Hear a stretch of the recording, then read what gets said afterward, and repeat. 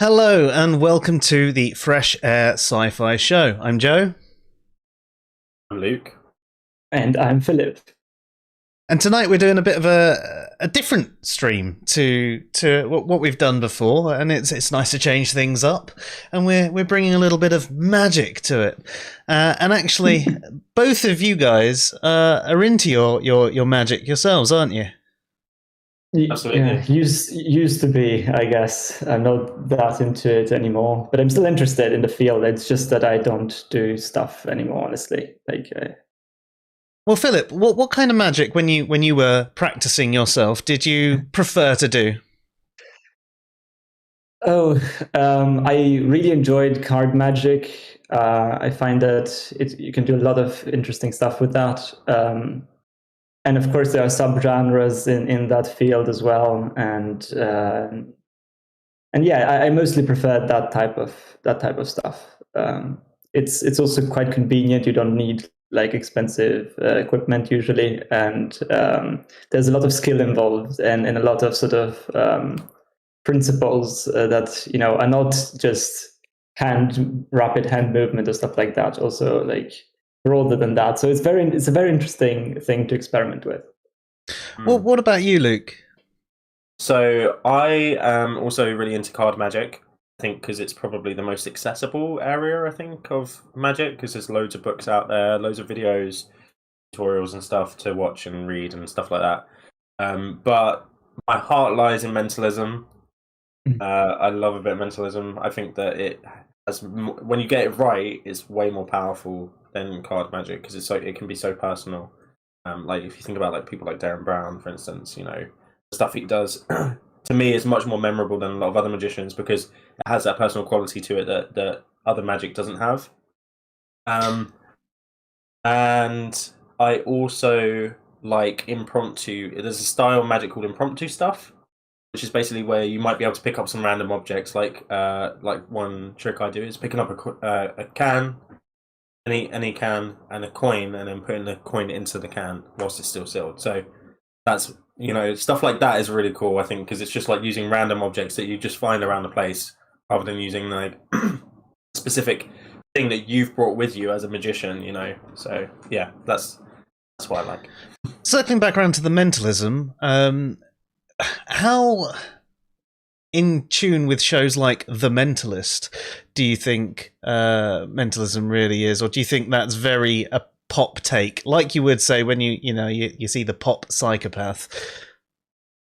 So The Mentalist is not a terrible right, yeah. The Mentalist is what mentalists want you to think mentalism is. Right. Yeah. And a good mentalist will make you actually think that. Yeah. So a lot of the stuff is bollocks. A lot of it is bollocks, and they use, so like, for instance, there's techniques that they actually use in Mentalism, which is used in the Mentalist. But then there's techniques that Mentalists want you to think they're using, but they're actually using more like of a magical means rather than using like actual like body things. Like Derren Brown's the king of this because he really mixes the two very well. So it's hard to discern what points are magic and what points are him actually doing like some sort of hypnosis or mentalist thing. And it blurs the lines very very well in that sense. So you mentioned hypnosis there. There's a lot of NLP in Derren Brown's stuff, isn't there? Yeah, he's had NLP training. I think he has like a love-hate relationship with NLP. So he uses it, but I think he also uses it as a cover, like I just said. Like I think some of the stuff he does with NLP is actually a kind of like a cover for other techniques that he's like kind of slipping in.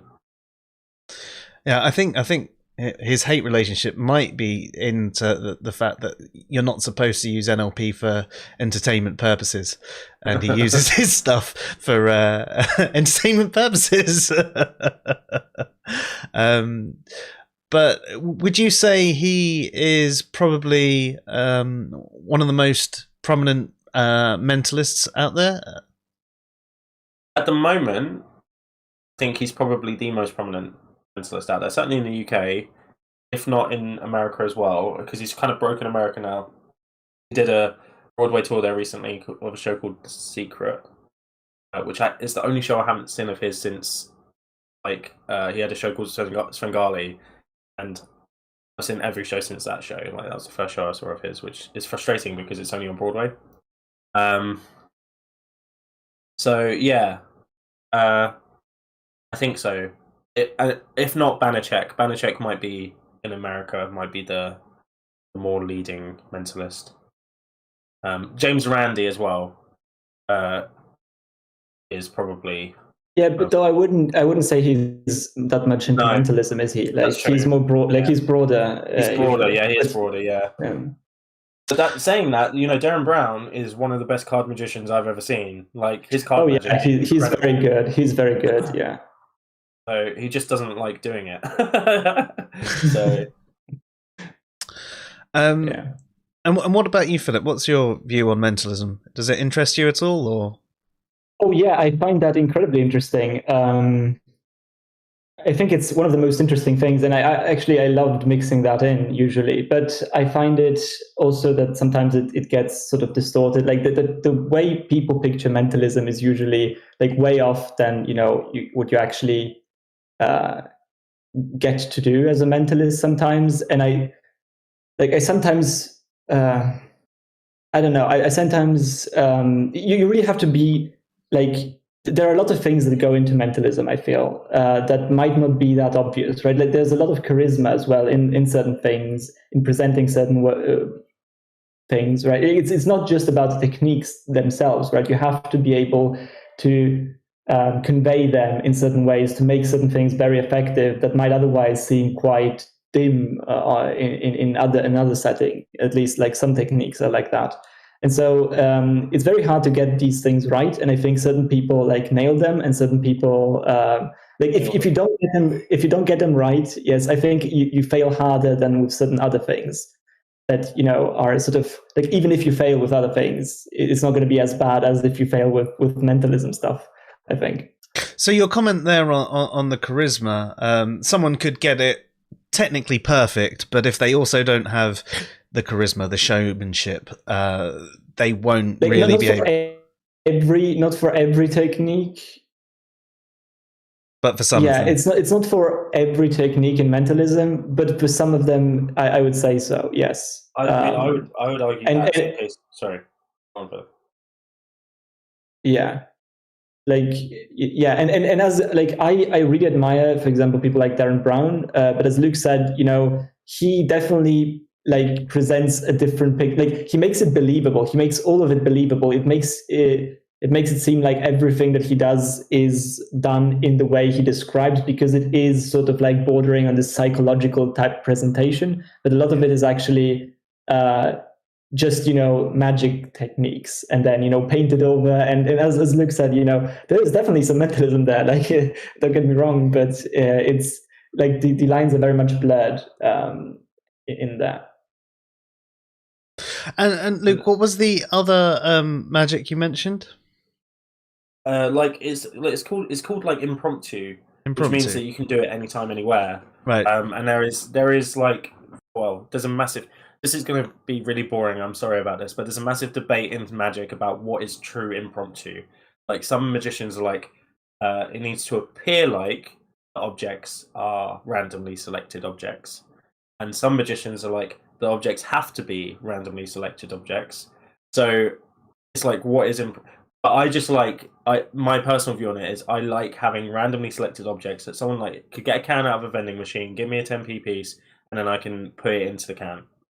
And it's all borrowed stuff. That's what I like. That's my view on what it is, and that's what I really really enjoy, because it just means that like it's like, how can I be doing that with borrowed items? Because with people magicians who bring their own equipment, like like a rope or something, or like these fancy like Chinese coins or stuff like that. It's like, why would you have that on you? Why would, especially if you're a street magician. I've seen this a lot where street magicians, like people that go up to random strangers in town or whatever and start doing magic, and it's like they're trying to portray like they're like just randomly showing something cool to someone, right? And they bring out these really fancy old Chinese coins with squares in the middle, and it's like, why would someone have that on them? Like they just wouldn't. No. Like, do something different. I think stage is different, but yeah. There's also inherent suspicion with things that you bring with you. Usually, if you just take their coins. Justified. Yeah, usually justified as well. Like sometimes it's not, but like very often it is. So yeah, it's definitely a very interesting style of magic, and I think like a lot of shows got popular because they, especially on TV, because they make it seem like they're doing impromptu stuff, and sometimes they're actually doing impromptu stuff, right? But like sometimes they're doing, like, there is this debate, as Luke said, and some of the things that they do, only seems impromptu. Some of it is just straight up not impromptu at all. But they got popular because it seems like they're just going out right on the street and doing random stuff with things that they take from people, and that's usually very powerful to people. Yeah, if we think like Dynamo, Troy, those kind of people, David Blaine was kind of a trendsetter in that field, actually. Exactly. He was one of the first, and Chris Angel. Those were like the first ones. Kind of like you're smiling at Chris Angel. You like a bit Chris Angel. Yeah. No, I was laughing at the it just instantly put the video of the parody video of David Blaine. Stop putting stuff on me. Yeah. And he just keeps looking at the camera. Like, that's so good. That parody is so good. Yeah. Anytime someone mentions David Blaine, that's all I can think of. Look on the bottom of your shoe. Yeah, David Blaine is a character. David Blaine's amazing, right? I have a lot of time for David Blaine because his ethic around kind of like is, if I can do it for real, I'll do it for real. So there's a bunch of stuff, like he puts like a nail through his arm and stuff, and it comes out the other side and that. And people are like, "Whoa, how's he doing that? That must be a weird technique." And it's like, no, he's just putting a nail through his arm. Like that's what he's doing. And like the ice block stuff, all of it, right? There's this show called The Masked Magician, which tries to reveal how magicians have done stuff over time, right? And they did the ice block one, right? And like they said that there was like a double, and that he went under and like ate some food in like this passage underneath or something. I can't remember exactly what it was.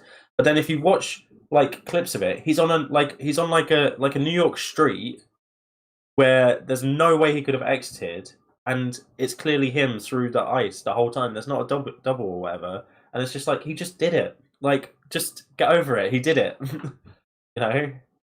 Yeah, but they're also like consultant magicians. Yeah, sorry, I'm sorry, I didn't want to interrupt you. It's just that I have a lag. Yeah, there are also consultant magicians that he talked to. Like sometimes they will actually, have problems with the ethics of some of the things that he's doing, because like he actually is doing some things for real. And there are some people that are like definitely against that. For example, Penn and Teller are also big in the United States, and they have like this very strict policy on magic ethics, essentially, that that if you're doing things on stage, essentially you're promising that what you're doing is essentially fake, that you're not going to get hurt for real. For example, if you're doing some nail gun trick or something like that, and David Blaine actually does these things for real, and that's like questionable because it might actually happen that if things go wrong, then things actually go wrong, and that's not like a thing that you want your spectators to see usually. So yeah, there's a lot of debate around that as well. I suppose, I mean, not from a magic ethics point of view, but from an ethical point of view, he's only putting himself in danger, really, isn't he? He's not putting other people in danger. Well, it depends on if you think of his fans who are going to be trying to do the magic that he's doing, and like, so for instance, one of the things he does is he puts like an ice pick through his hand as well. He has like loads of holes on his body basically that he can stick things through, and the way he's done this is by training it. So he'll like stick it in a little bit. He'll keep doing that, like it's a very small wound and stuff until it goes all the way like through. Essentially like a piercing, but done over a long piercing. Yeah, that's exactly what it is. But in order to do that effectively, because he didn't want to hit any nerves and veins and stuff, he got a scan of his hand first. So they could know where exactly to put it, where was the best place in his hand to put it. And not everyone can afford to go get a scan to be able to do that safely. So there might be like teenagers now who are just getting into magic thinking, oh, that's how he does that trick, I'm going to practice it, and then they damage a nerve or damage a vein or something, and it, they get hurt doing it. So yes and no. I suppose there's also Would you say though that with tricks, in general, some people will try and copy them anyway, not even thinking that they're real tricks, or even if they are tricks, copy and fail anyway. So there is still that risk.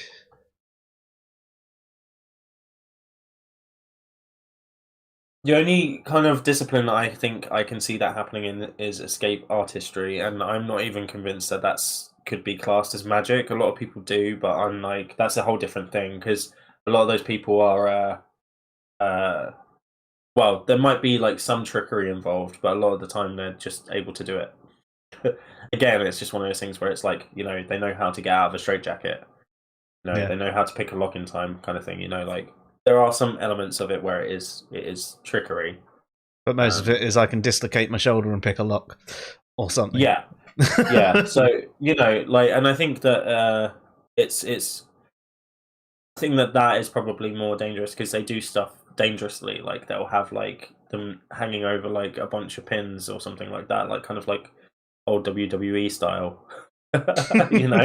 Where there's like a little bit of danger involved. It's not gonna really damage them, but it's gonna hurt like a lot. And then you might have people doing that, like how teenage kids would throw a bunch of pins on the floor and then slam their friends into it because they saw it on wrestling.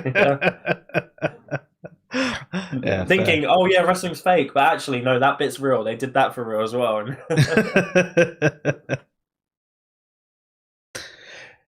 So we've obviously had a little chat about magic, but there was a bigger reason to discuss magic tonight rather than just discussing a passion of the two of you, wasn't there? Yes. So do you want to tell us a little bit about that? Yeah, I guess there's a big thing in the magic community, and this isn't from all magicians. There are magicians that have a religious aspect to their magic. But I think I could name a bunch of James Randi, Anachek, Derren Brown, Penn from Penn and Teller. Just to name a few who have used what they know of magic to call out and kind of analyze and stuff, like the wider religious practices, such as like kind of like faith healing and stuff like that. But additionally, I think that magic itself kind of lends itself to getting you into like an atheist mindset. That's my view. And the reason I think that, and Philip, I'd love to hear your view on this as well, is that it's almost like, when you're doing magic tricks, there's this element of, sometimes you can trick yourself. You can make yourself, or before you see a trick that you've never done before, and you're like, wow, how's that done? And then you learn how it's done. Yeah. and it's like that's real magic, and it looks like real magic, and you can go, oh wow, actually that is phenomenal. I have no idea how that's done. Once you learn how it's done, it's almost like looking behind the veil and going, oh, there's actually a really simple, really rational explanation for this that makes perfect sense. And to me, that is kind of links into the way that that atheists tend to think they think. Having discussions with atheists now, I'm aware of how irrational some of their arguments are. But it's like that kind of like, there's something behind the veil that is, on the surface, it may look like, everything's finely tuned, for instance, or everything is in perfect order, or that we have a special purpose or something. But then as soon as you kind of like draw that back a little bit, you see everything has a kind of a simpler explanation, or a more rational explanation that kind of like takes the magic out of it. Yeah, that sort of makes sense, I guess. What do you think about that, Philip? So yeah, I think there are definitely some things in magic that usually will lend itself to sort of a skeptical mindset in general. And I think, like, I don't think it is in general applicable to everything about religion, right? It heavily depends on why you believe what you believe. But for example, if you believe because of miracles, right, or because you've seen something that is seemingly amazing, right? It's something that you can't explain, right? And you believe because of it.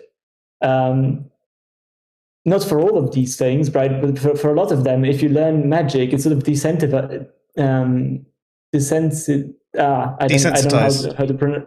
Yeah, exactly, right? It makes you see these things over and over again that you're really amazed by in 1 second, and then the next second you know how it's done, and like you think, oh wow, this is extremely clever, right? But you don't feel the same way towards that thing again. And there are so many of them, and it happens over and over again, that you sort of become very, very skeptical of things that seem amazing on the surface. So, for example, for miracles, especially, right, and stuff like that, I think it has implications, right? If you learn magic, it will have certain implications. Not for all miracles, but for some of them, definitely. It also makes you think about, the historical. Whatever happened with Jesus, for example, right? And all the things that could have happened around, his death, for example, right? Like, if you learn these types of things, it just, I don't want to say this dismissively, right? But it seems like you start to think about it as if it was a magic trick in a sense, right? And then you start to think, well, okay, there are many things. Like I've seen things that would be clearly like in the same boat, for example, right? And then you start to think, well, I'm trying to explain something that could be, I think, plausibly explain these certain terms, but from like 2,000 years in the future, right? Where I have like this very little data to go on. I wasn't even present, right, to establish clearly what was going on, right? So it just compounds on top of that, right? That even if you witnessed all of that, I think, at least the way I think, I'm just not impressed, let's say, because I feel like I got I can't pronounce that desensitized. Desensitized, thank you. Desensitized to all of these seemingly amazing things that turned out to have like very clever, very brilliant explanations, but nonetheless, explanations that are not any of that, right? Yeah. So I think it has implications on these two fronts in particular. I don't know if it has any others, but like on these 2 points, like especially, I think. I think you could be right there. There's some that might even be more simplistic that you might see. There are tricks, like water to wine sort of thing. That could actually be a really, really simple trick. I think if you tie in some aspects of mentalism, some people who maybe faith healing, maybe they're bringing this sort of stuff out of people and convincing them, and they're doing it with such confidence that they're getting a sort of a placebo. Yeah. In some regards. Just interject. If you want a show that's specifically about debunking faith healing and demonstrating how much of a load of rubbish it is, watch. Well, there's a few things. I'm going to talk about Derren Brown quite a lot tonight. Apologies, but he's just really great. He has a couple of TV specials about it, where he talks to faith healers and also demonstrates how it could be done on a TV show. Yeah. But he has a whole show, like stage show, dedicated to it, and I think it was on. It's on YouTube Netflix. as well. You can watch all of the episodes on YouTube, like on his official channel. It's in episodes, like it's in 10-minute chunks. It's pretty good. Right? Like it explains a lot of the things that you want. Yeah. The stage show is on. I think it's on Netflix. I believe it's still on Netflix. And you can see me in the audience because I was there the night I filmed it. Oh. I don't have a beard. Oh, it was little Luke. So you can try and spot me. See if you can spot me. Send me a tweet with my face. You spot me in the audience of Miracle. There's your incentive to watch it. What do they win? She sat there laughing. Like that. I'm doing. What was that? Sorry. What do they win? What do you mean? What do they win? Well, if they find you, what do they win? I just want as many of my faces on Twitter as possible. Apparently, so they just get my gratitude. You should send them a whisker of your hair, a beard hair.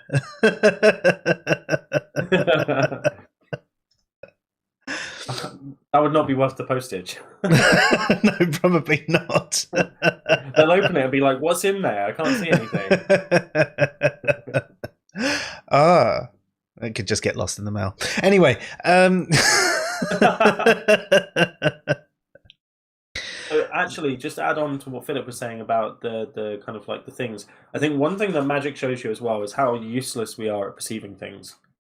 Like you have no idea how bad you are at perceiving things until you either, well, if you have magic done onto you, you're not necessarily aware of how bad you are at perceiving things because you just think it was a magic trick and you're like, oh, how did that happen? That was amazing, you know?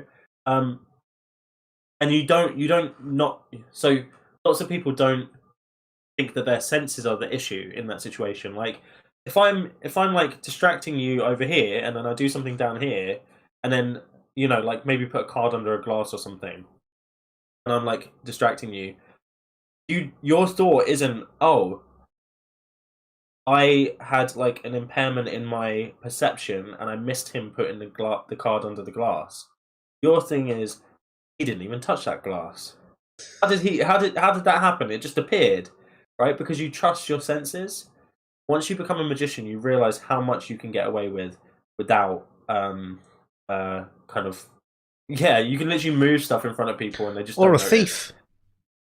Yeah, exactly. Yeah, if you're a pickpocket, yeah, absolutely. Yeah.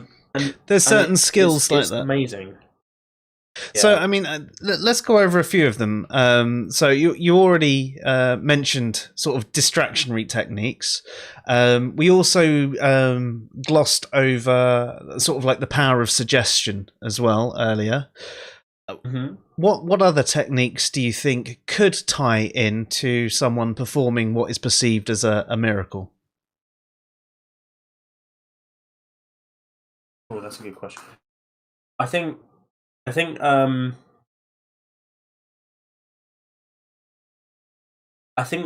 lot of it, and this is something again Derren Brown talks about quite a lot in his books, is the power of somebody telling a story after the fact to themselves, making up their story of what happened. Because, you know, I've done tricks to people. Yeah, Philip knows what I'm talking about. I've done tricks to people where I've done you know, X, Y, and Z, right? I almost said Z there. I'm not American. Z. X, Y, and Z. And then I've asked them, what do they think happened in the trick? And they go, A, Y, C. You know, like they get everything except like a little bit wrong, and it makes the trick much better than I actually did. You know, because in their head they're kind of reframing it. The mind fills in the blanks. Yeah, absolutely. Yeah, they might be like, you know, he never came near this, or he never touched the deck, or whatever, and that's because I've said, oh yeah, I never touched the deck, did I? And they're like, yeah. You know, it's like I did. You saw me do it. You saw me do it, but people just go along with it. You know? Yeah, definitely. Like that is a bigger deal than people realize. Actually, I think it's like a big deal, and. Like you find this even unintended, and that's why you see magicians so often. You know, that they'll before they conclude the trick, they'll repeat everything that supposedly happened, right? And that, to some magicians that seems kind of cringe, because it's the classic magician thing to do, right? So let's recap what happened, right? This was here and I didn't touch it, right? And most of the time, what you tell again, is kind of a half truth. You're not explicitly lying. Sometimes you are, but usually you're not explicitly lying. But certain things are emphasized, and maybe certain things are dismissed or not mentioned, and then you'll be surprised how effective that is. But there's actually a very simple trick, one of the simplest tricks actually, that I find incredibly. I don't know if we can reveal anything, right? But I'm not sure if you're familiar with it, Luke. I'm sure you are, because it's one of the sort of introduction things that they teach you sometimes. It's with card magic, it's the crisscross force. I don't know. So much. I love that force so much, because it's one of the simplest forces that you can do. We can show it. We can show it. You can show it, right? I'll show it now. I don't know. I'll show it now. Okay. You show it. No, you can do it. Have you got your cards with you? Both of you do it at the same time. Oh yeah, I have it. I have my entire this is pretty much the collection that remained out of the so many cards that I completely got rid of most of them. But you got rid of most of them. You got in a shoebox full. Oh no! I have a break. Yes. Cards. Oh yeah, don't get me started. There's a whole element of just collecting cards that comes with it. Yeah, it's silly decks of cards, and then you bring a black deck of cards along, and it looks really cool with white, black tigers or something. And then everyone's suspicious because they're not white cards with red backs. So I don't use those cards anymore, because people automatically be like, well, they're magic cards. They're not. Okay. Right. Let's okay. So it works better if you usually let the spectator do a certain part of it. Do this. But it works as a principle, right? To explain it. Okay. Okay. So let's shuffle the cards. Oh, look at that! It's already getting fancy. Yeah. And that's essentially. Oh, I saw a blue one there. It's cheating us. It's cheating us. But I mean, even stuff like that, that's a small bit of dexterity, and it even that probably makes things look fancy to someone, especially if you've not seen someone split a deck like that before. It's a bit like. Okay. So, Joe. No. What I'm going to do is I'm just gonna riffle down the cards. I'll just show you like this. Yeah. Stop. Now. Yeah. Well, Stop. Yeah, that's what I was going to ask you to do. Okay. Stop. Yeah. Yeah. Okay. Perfect. Yeah. Okay. Yeah. Okay, cool. Right. So mark. Yeah. So. Okay. So we just cut the deck. So I'm just going to put. I'm just going to mark where we cut the deck, okay? Just so we don't lose it, okay? So we cut the deck here, yeah? Yep. So this card's your card here, yeah? Okay. Okay? So I haven't seen it yet. No, you haven't seen it yet. No, I'm going to predict what it is. They're all the same card. Well, that's not rubbish. Yeah. We can watch it later then. Okay, so I've got my prediction. Okay, I'm going to put that down here. I'm going to hold on to it so you can tell that I'm not going to do anything and put the pen over here, okay? Okay. So this is your card, yeah? I'm going to take it out. Yeah? Move these. Okay. So I'm going to reveal the card first. Yep. Your thoughts?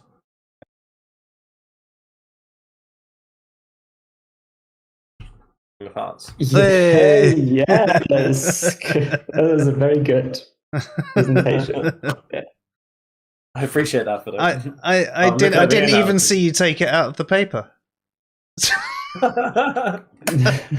So that's a crisscross force. That is yeah, and it's oh my god. So it's so good. I think a lot of forces are really so. Forces are essentially in magic is the term used to describe ways for you to seemingly make someone pick any card right at random, when in fact they're not picking a card at random, and you know exactly what card they're going to pick, right?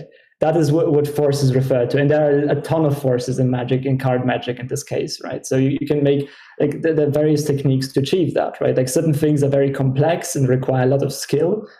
Some of them require even like a lot of psychological, like the classical force, you have to time certain things. Like some of them are very complex, but some of them are very simple. And this is one of the, this is a very beautiful force, in my opinion, because it relies on the principle that we just mentioned, right? It's about the story, how you reconstruct events in your own minds, right? And how you bundle them up. Because essentially what your mind remembers is, okay, he cut the cards, right? Then he made a prediction. Wait. Yeah, go ahead. Ask Joe what he remembers first. Yeah, sorry. Go. Yeah, what? I think that would be a really good example of it. Sorry. Yeah. No, that was a great idea. In the first instance, I jumped ahead because I guessed that you were going to ask me to stop it, and then you did it again, and I said stop, and then you wrote down something, didn't you?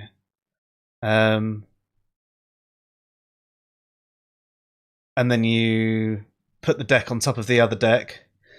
And then we took out the card. Do that? You said it was to my brain's gone. Spotlight's on me, man. You said it was so that we didn't lose where we were, but it could quite easily have been because that was you palming whatever card was on that bit down. I'll tell you that's not it. This is why these types of things are so powerful, in my opinion, because once you remember it the wrong way, I think even if you're trying to reconstruct what happens, it's impossible, right? Because so many tricks, if you actually think back, and you actually got the sequence of things that happened correctly, then you're going to be able to reconstruct what happened. But with this thing, as soon as the main agent of this trick stuck into your own brain, right? It's even if you try to think back, you're not going to be able to reconstruct it because you're not going to be able to remember the exact detail that makes this thing work, right? Because this relies on a very, very small, tiny detail that is, very easy to forget. But if you forget it, it's gone, and then it's not accessible to you anymore, and then it's very hard to figure out how it's done. I don't know if we want to reveal how it's done, Luke. I think it's okay. I don't think there's any problem with revealing this. Exactly. This force, well, is it because so simple and no one uses it? No one uses it. Like people might use, I'd use it at maybe a house party if I'm running out of tricks. Yeah. It's not something that people actually use very often in terms of forces. There's much better forces to use that are much. That's true. Did you personally see it when we cut it and then write it down? No. No. He could have written it beforehand, actually, with everything that he has done. The most technical part of the trick there for me was the shuffling. Yeah. So I don't know if I can explain how it's done if you want. And this is a trick that everyone can do. So essentially how it's done is you have a deck of cards, right? And the only thing that you need to do to make this thing work is essentially remembering you have to remember the card that is at the top, essentially. Wait, this is a double backer. This is a joker. This is three, say the 3 of hearts, right? That's the only thing that you have to remember, essentially. The cards, right? I can tell. Yeah, because let me try that. Can you show me that again? Yeah, it's just pushing it over. It's just put it into a magic session, right? But essentially, what and this is something that, by the way, can right. This is something that you can make the person cut. That's what makes it powerful, right? You can ask someone to reach over and cut the cards, right? And then you leave it here for a second, and you start a narrative, right, about what is going on, right? Okay, you pick the card, and so try to visualize in your mind. You put a break in here usually, right? And then you say, okay, we're going to mark the spot of where you cut the cards, because this is a very natural gesture for you to do. But what you actually did here, of course, is just mark the spot of the top card, which we already memorized beforehand, right? But this is very natural, right? To cut the cards and then complete the cut is something that you do constantly, like even in games, right? So once you actually have in your brain this idea that, oh yeah, I cut wherever I liked, and he completed the cut, right? I can then tell you a story a little bit, right? Distract you for a while. And once I'm pretty sure that you, in your mind, don't remember exactly what happened, then I can say, okay, let's see where you cut, right? I can very slowly reveal what you cut, and then have my prediction somewhere. Because this, of course, is just the top card of the deck, right? You never got to see the card that you cut to actually, because what you got to see is the top card of the deck. And as soon as you remember that you just cut the cards and completed the cut, right? Oh yeah, that is in your mind that is memorized as a block, a sequence that is a block, right? That makes sense. That was a cut, and then it's done, right? Then you cut the deck, right? It was shuffled, and yet it's like the simplest thing, and it deceives so many people. It's really impressive, honestly. Yeah, and so I guess just to add on, the thing that I created distance with, that's what we call it when we give a bit of time to allow things to kind of like you to forget details, was to write down my prediction. And I acted like I needed to remember what I needed to do in the next bit as well, which is always a great thing. So you try, it's almost like you're making it up as you go along. You like cut and then you go, okay, what am I doing next? Because it seems a bit more impromptu and it seems a bit more like you're not in control. So I was like, okay, all right. And then I moved, but it's just me kind of just creating some space between the point where I made the action and the point where I did the next action, just to make it so that you'd more likely forget the actual thing that we just did. Yeah. So it's all like, psychological. Yeah. And by the way, like you can do incredibly like seemingly fancy things with this, right? Because like then it's all about the reveal, right? Essentially. Yeah. But you can reveal it in however way. Like you could take a card, right, and put it like at a venue, right? You could go somewhere, right, and put it under a glass that nobody has touched, right, in the entire night, and then you could like, oh, so you cut everywhere, and so you go, I don't want to touch anything, right? You just walk over there and take the glass, and it's good. There's going to be a card, right, and this is my prediction, right? Like that's the fancy part, then it's essentially. a completely hands-off trick, which is a beauty of it. Like you can make the person cut, right? The only thing that you need to do is sneakily peek at the top card of the deck. That's it, and then you have the trick essentially. And you have to do a bit of misdirection, right, when you're cutting things, so to not make it seem weird, right? But it's such a natural thing to cut the cards and complete the cut that most people just think, oh yeah, that was a cut, right? They don't think about which card was on top, how the order of the packets went. And so that's it, right? It's incredibly simple, and I think it demonstrates beautifully how these types of things, about how you remember things wrongly, work. Yeah, nice. And I suppose that ties into, as you guys were saying, like they've obviously forced you to select a card, and that's how they can suddenly have it on the inside of a window and all of that, because someone's come along and quickly put it there or whatever, but they knew that it was going to be that card that they pushed. So yeah, exactly. Sometimes it's just about the reveal, right? Like sometimes like pretty much you just try to think of like the fanciest reveal that you can, right? And then you make it like, maybe you even manufacture, sort of a bottle or something that is sealed and has inside a card, right? So that becomes a magical thing as well. But like the main magical thing is just, letting someone cut something. And maybe you can even make them complete the cut very often, and they're not going to realize, because it's such a natural thing for them to do, right? To mark the spot, or you do it, right? That's the only thing. Yeah, I usually do it without touching the cards. Yeah, and it's very effective. Yeah, so much more powerful. I think it's one of those things. It's like it does seem so intuitive when you say it, and this is the thing that a lot of magicians say, is that becoming a magician ruins magic. because you literally, as soon as you're aware of like some of the techniques, even like, so I am nowhere near the skill that Derren Brown is. Absolutely not, right? I can go to his show and I can see techniques in action, right? I can see what he's doing. I can see when he's using like certain principles and stuff like that. And it doesn't ruin it for me, because he's just really good at what he does. And some of the things in his most recent show, there's one thing that absolutely I have no idea how he's done it, and it's still like triggering me at the moment, because I cannot even think about how that was done. And I'm like, what did I miss? What did I miss in the show? But Anyway, it's really good because it's like, you know, the principles are actually quite simple a lot of the time. A lot of people think that card magic, especially, like, I'm not very I can do some things with cards, like some, like, we call it like cardistry.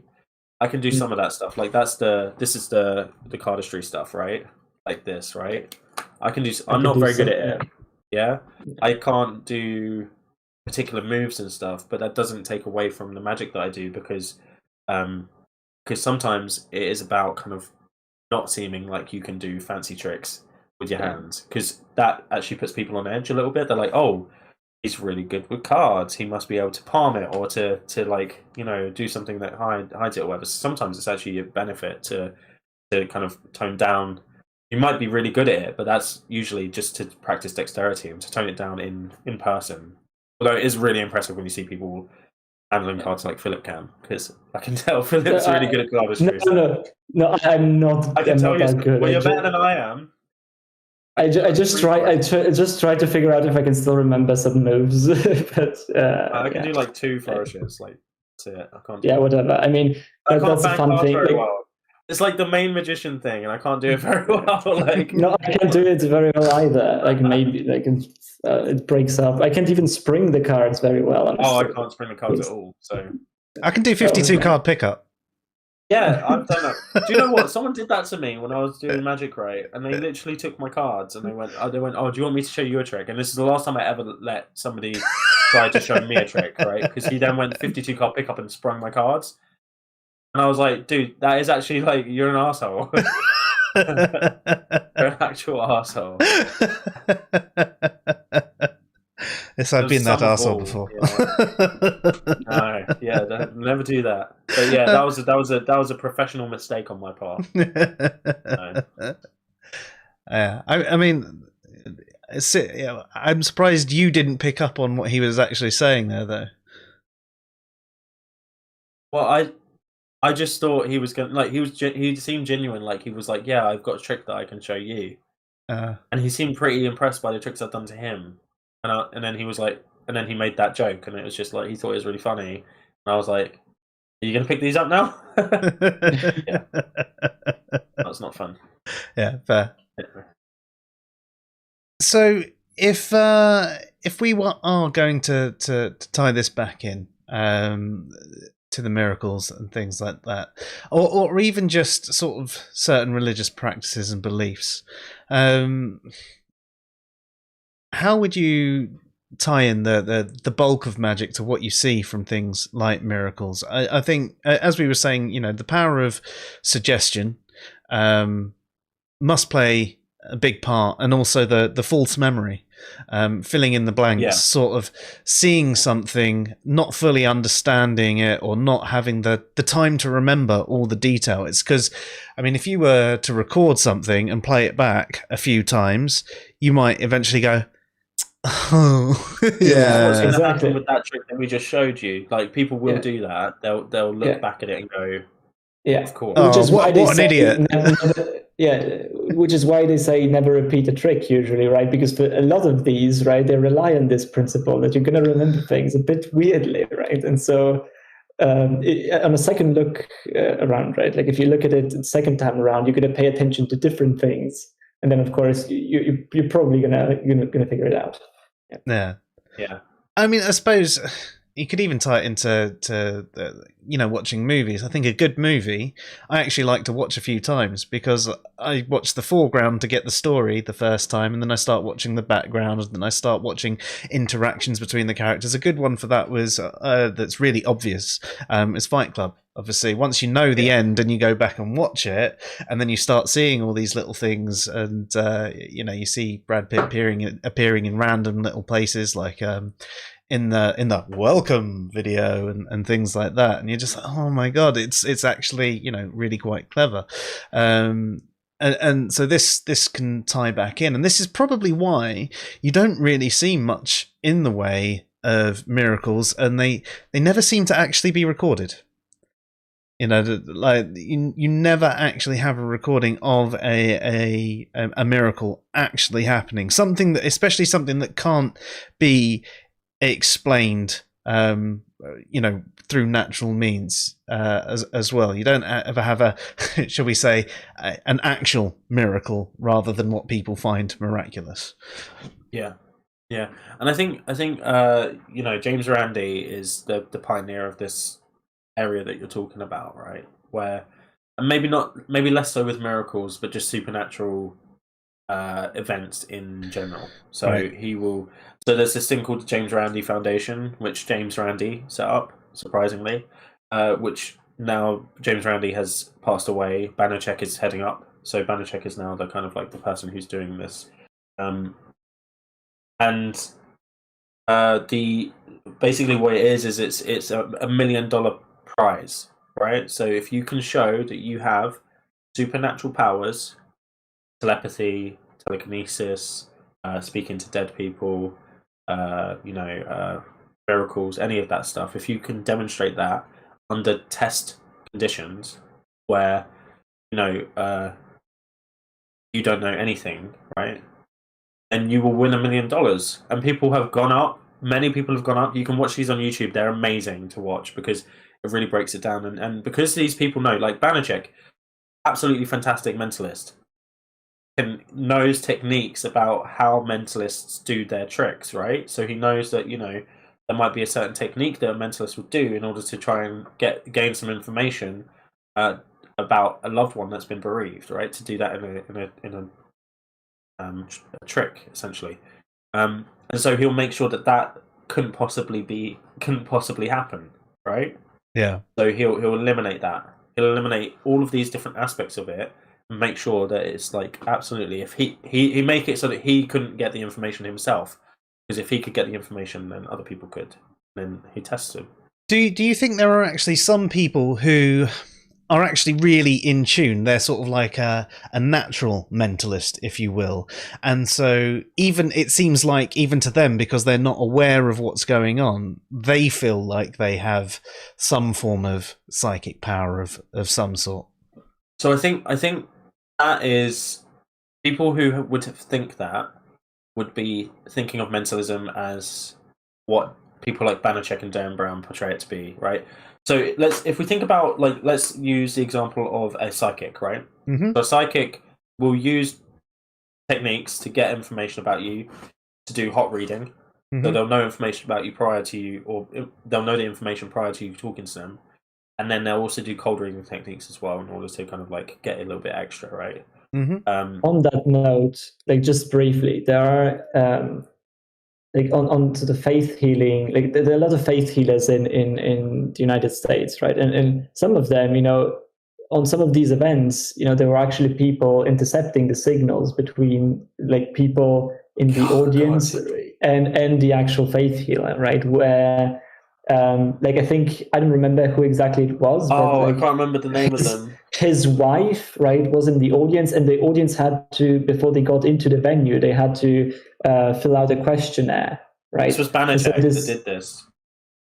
Yeah, and the wife of this faith healer, right, was essentially telling him via radio, right, the best candidates essentially to mention, right, and then the whole presentation on stage was sort of tuned to that, right, and so there was there was a specific person that the person that it was presenting had in mind, right, and so he was giving this presentation I feel this presence, that's telling me there's going to be a person that has a bad ankle or something like that, right? And they were very carefully selected, right, and then called up on stage and then healed, quote unquote. So there's a lot of this, right, about actually getting information beforehand. Yeah. In these types of settings. In this situation, they were using prayer cards. So they'd go in and they'd write, what would you pray for? What would you pray for to have healed or something like that? And they'd write it out on a piece of card, right, and then put it into a box. And then that box just gets taken backstage, and they have their seat number or whatever attached to it. Because it's ticketed. They're like ticketed events essentially. And then the wife was just he had an earpiece in, and the wife was just chatting. Yeah. And the other part of it as well, I think it was Banachek that debunked this whole thing, wasn't it? And a team of people. I can't remember exactly who it was. Was it Banachek? I don't know. I don't know exactly. I think so. It was a might have magician. been, yes, I think so. Maybe it was him. Yeah, maybe. They were being really savage about the people who were. They were being really horrible, like calling them like really horrible slurs if they were disabled and stuff like that. Like really nasty.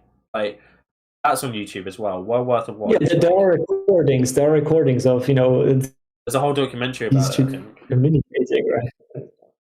Oh, it's awful. But yeah, so this is like, so you have that situation, right?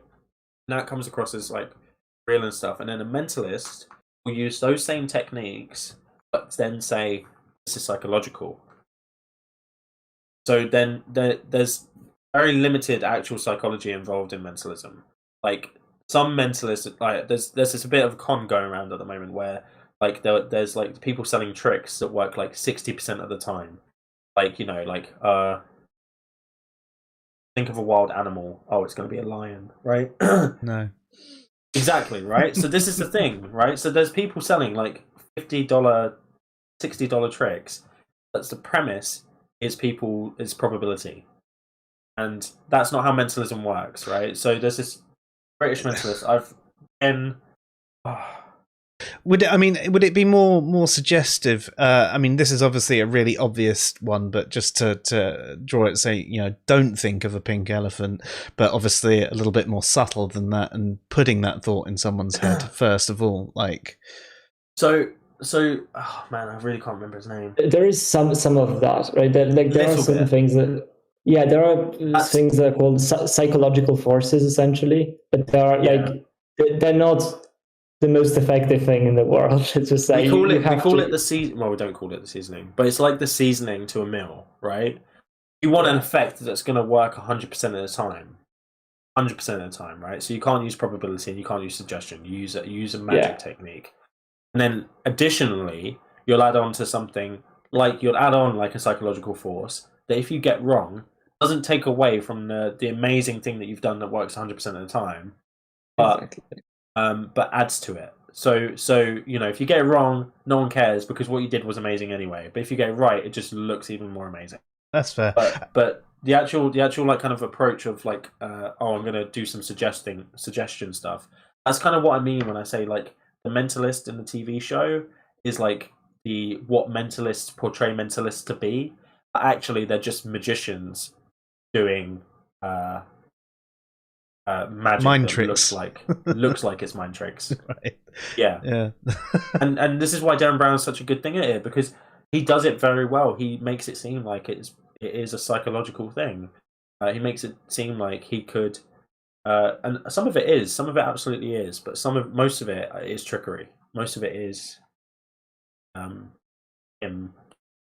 kind of using magic techniques to portray the mentalist. Just whilst we're on it, Godless Scummers said, just to be clear on the 1 million challenge by the James Randi Foundation, it's apparently no longer offered. Is it not? It was stopped a number of years ago because nobody ever got past the preliminary test. That seems. Yeah, I mean, I thought it was still ongoing. Yeah, I thought that as well. Yeah. Oh no, it was terminated in 2015. Oh, there you go. 5 years ago. Yeah. Cheers, dude. I thought Banachek was doing it now. I mean, I think the foundation is still led by him. Yeah, but maybe so they might not be doing a challenge anymore. Because it was pointless. Because the whole foundation is to try and like basically debunk all of these like faith healers and stuff like that, and to because essentially, right, they're scamming people. Like they're really badly scamming people, and so the James Randi Foundation is there to debunk that stuff so that people don't get scammed. Essentially, and James Randi is the one that outed Uri Geller as somebody who did not have magical powers, right? Because Uri Geller for a long time was making out like he could bend forks and predict stuff for real, and then he surprised him on a television show and asked him to do something live with props that James Randi had given him, because like spoon bending and fork bending and stuff has been in magic for years, and there's very good techniques there's loads of techniques of doing it. And Uri Geller was stumped, and then immediately after that, he had to come out and say, "Oh yeah, I'm just a magician." And now James Randi is dead. He's coming back with stuff like he's acting like he can do it all for real again, which is hilarious because people are buying into it. He's kind of like hoping that the time that lapsed between him being outed and now, people have forgotten that he actually got debunked and had to reveal that he was just a magician. People do have bad memories. He got debunked on live TV, right? He was called in to a TV show. Can you still hear me? Yep. Yeah. Yeah, okay. He was called into a TV show. I don't remember who the host was, right? But James Randi got to consult with that host beforehand, right? And they made props specifically that were designed to be regular, essentially, or like props that you could not quickly bend, for example, because there are certain techniques about how these forks are bent, and there were sort of forks that were done in a specific way and made in a specific way so that they would not be able to do that, essentially. That easily to avoid, that type of trickery that is usually used in spoon bending and stuff like that. And they presented this assortment of different objects to him live on television, right? And of course, he wasn't able to bend any of it, and it was quite embarrassing for him. And he himself, I think, admitted that he thought that his career was over because he got debunked. But actually, a lot of people, sadly, then he became even more famous essentially after that episode, even though he explicitly got debunked on the plane. Yeah, Scummer actually says the reason Uri Geller came to the UK was because Randi exposed him in the US. Yeah, I can believe that. Yeah, I do think he did work as a magician for a while, doing like he was basically saying, "I'm not real. This has all been trickery from the start, and I never like." He basically tried to make out like he'd never claimed that it was all real, and any claim that he said that it was real was part of the trick, essentially. But he just got found out to be a scammer, and then yeah, it's so silly. Yeah, I mean, again, is a mess. To be honest, with the whole magic thing, you are trying to present yourself as being able to do real magic in that regard, aren't you? That is in a way part of the trick. I mean, it depends really, right? Like, it all depends on your presentation. I think it's very cringe personally, and even as a magician at the time, I thought it was very cringe when you're trying to present yourself as someone who can really has some sort of supernatural power and can really do it, right? Like, that type of presentation is really off-putting in a sense to me, because there are certain people, for example, Penn and Teller have different philosophies on this, but for example, they will say, for example, that they don't want the audience leaving their show more stupid than they came in, right? Essentially believing things that is false about what they saw, right? Essentially, they're going to be amazed about what they see because they won't be able to explain them, but they're not going to insult their intelligence by saying things about how they did it, for example, that are not true. And they're amazing because they reveal their tricks. Yeah, they do that as well. Yeah. The cups and balls trick, the whole thing is they do it with clear cups and you still have no fucking clue what they're doing. Like, because they just do it so well, you're just like, wait, what? And they explain the trick as they're going along and you're just like, I have no idea how you did that still. Yeah. That's still amazing. Exactly, but they won't present themselves as, alien supernatural beings. They can really do this type of crap, right? They don't do that. Some people do that, but I find that personally very off-putting. That must be quite new, though. Surely that must be quite new, because, growing up, the whole point of magic was you're supposed to believe that it's magic, and I don't know if that's just how it's presented. You'd be surprised, because, well, I guess so, but, even if we go back to, what's his name? Oh my days! What's the most famous escape artist? Paul. Oh no, Houdini. Houdini. Yeah. Houdini was famously a debunker of charlatans, not skeptics, of psychics, of faith healing and stuff. He was kind of a pioneer in that. He was friends with Arthur Conan Doyle, who ironically was the writer of Sherlock Holmes, right? But Arthur Conan Doyle was like was like a spiritualist. He believed in ghosts. He believed in the supernatural. He got lured into like this whole like weird like culty type thing about ghosts and stuff and like spiritualism and that. And Harry Houdini kept showing him things like, no, look, this is how they do it. I'm doing it to you. This is a magic trick. And Arthur Conan Doyle refused to believe Harry Houdini that it was a trick and just thought he was magical, genuinely magical, right? So it goes back a long way. Like even to like the kind of start of like magic as like a performance type thing, and like the 1800s type thing. So I think magic's always had that kind of relationship with the supernatural because magicians have this like kind of like look behind the veil type thing of like how this can be done for fake. They can then go, you know what, maybe all this stuff that's being said to me also is fake, and then try and work out how to present that. And usually it's very accurate to how those people actually did that stuff, like how psychics do it. No, and whenever people say they're going to see a psychic, for example, I can probably make you believe like that this is sort of glued to my finger, right? But then, oh my god, right? It's floating, and I can hand that to you, and you can look it up, right? Like there's no strings attached, no nothing. But like this is the type of trick that I find a bit cringe in a way, because. Like to some extent, because it's like presenting, like how do you present, like this is pure entertainment essentially. Either you spin it as this is just a weird illusion, right? Or you spin it as I'm actually having the supernatural power to make this stuff levitate. Ooh, right? And that's often the case. And sometimes that is like, if you actually want people to believe you, you probably can do that, right, in certain extent, especially with people that are gullible. I think like there are a lot of videos about people that still believe, street magicians, like even Dynamo and stuff like that, to be like genuinely, Satan-inspired sort of beings and stuff like that.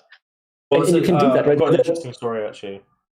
Yeah, they're very interesting rigs to make this sort of levitating stuff, right? And I genuinely believe that it's not a big deal to make someone believe that you actually can make things levitate if they are prone to think that, and if they're already sort of in that mindset that is in the realm of possibility. That actually brings me to a very interesting thing that I wanted to discuss. I'm not sure exactly if this is the appropriate moment to do that, but we can get to that later if Yeah, so in that case, can I interject with a story? Yeah. Mm-hmm. I used to live in Canterbury, right, and I was part of the Magic Society at my university. And I don't know, people in the US might not know, but Canterbury Cathedral is like the heart of the Church of England. It's like the main church cathedral at the Church of England. The Archbishop of Canterbury is kind of like second to the Queen in terms of the church. And so that's where the heart of it is, right? And my friend got us a gig basically to do it this Canterbury Lodge with all like the main people who were like kind of I guess donators to the cathedral. Yeah, so it was a really fancy dinner with lots of rich people, right? Lots of rich Christians, and these are the types of like people who spend money on like missions and stuff. So like fund missions and that to like Africa. And we were told before we went in that we were not allowed to say that we were magicians. We were not allowed to say that we did magic. And we had to say it was illusions. We were illusionists and we were doing illusions. And the reasoning for that, no. So I went in and I was like, oh yeah, do you want to see some illusions? Which was a really weird thing for me to say.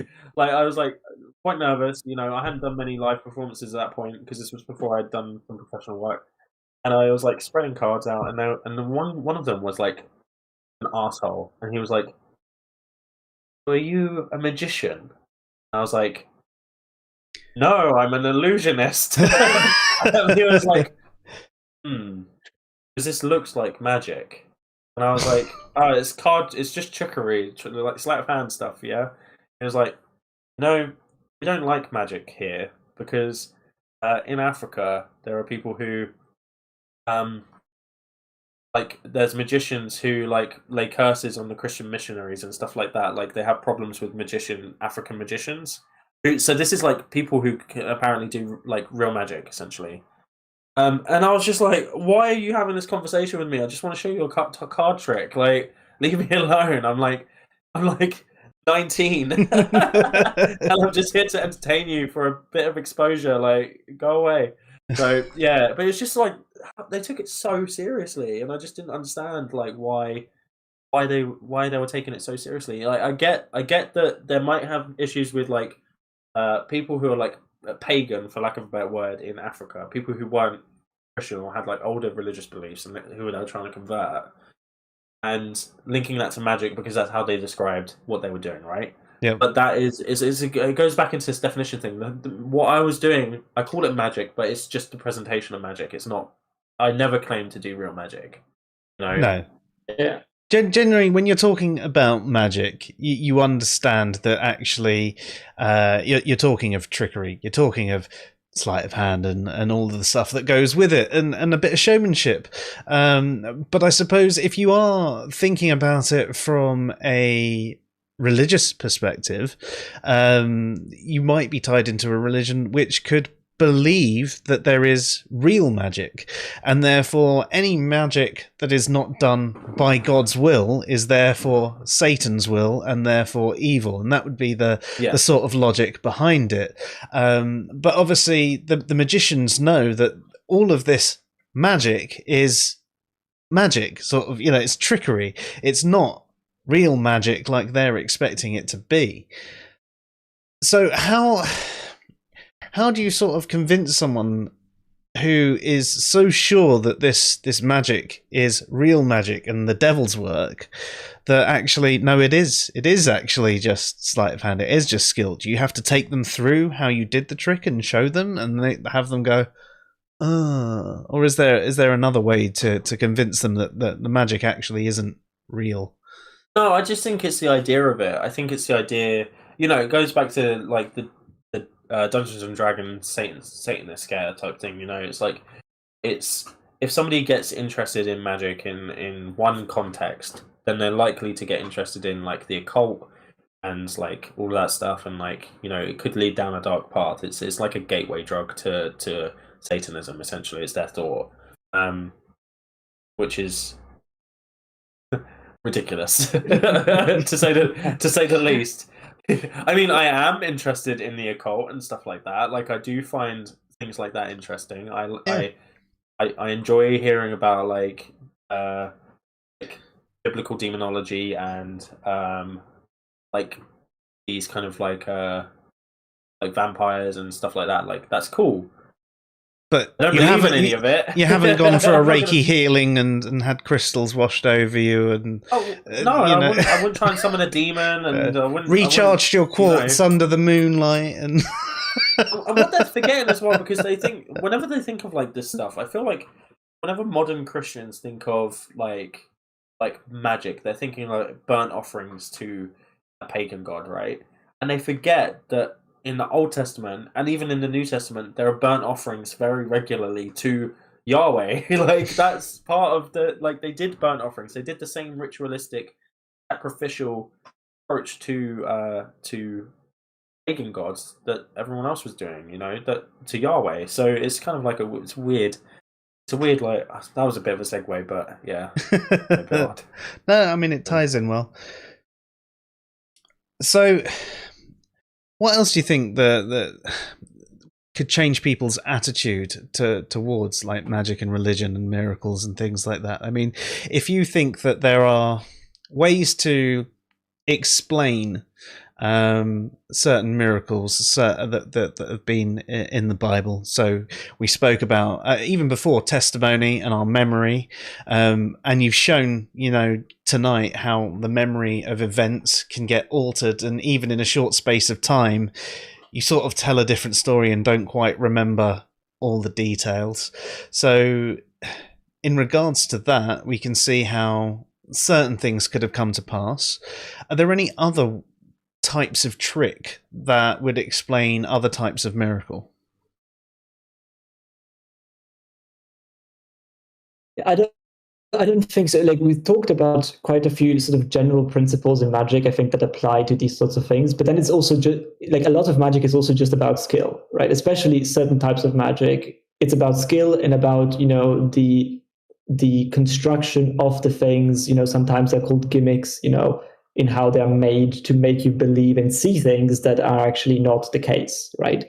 So there's also that aspect, and I think a lot of, especially card magic, right? You don't need, like, if you're very skilled in card magic, especially in certain things, right? You don't need to have like all the misdirection, all of that, right? It helps, right? But it's not necessary for certain things if you're really good, or if you're using certain gimmicks, right? They just work, and that's the way they are. But what it teaches you, like, if you know about these things, is that they are like, that if you think long and hard enough about how to make things that make you see things that are not there, right? That's also a valuable lesson to them.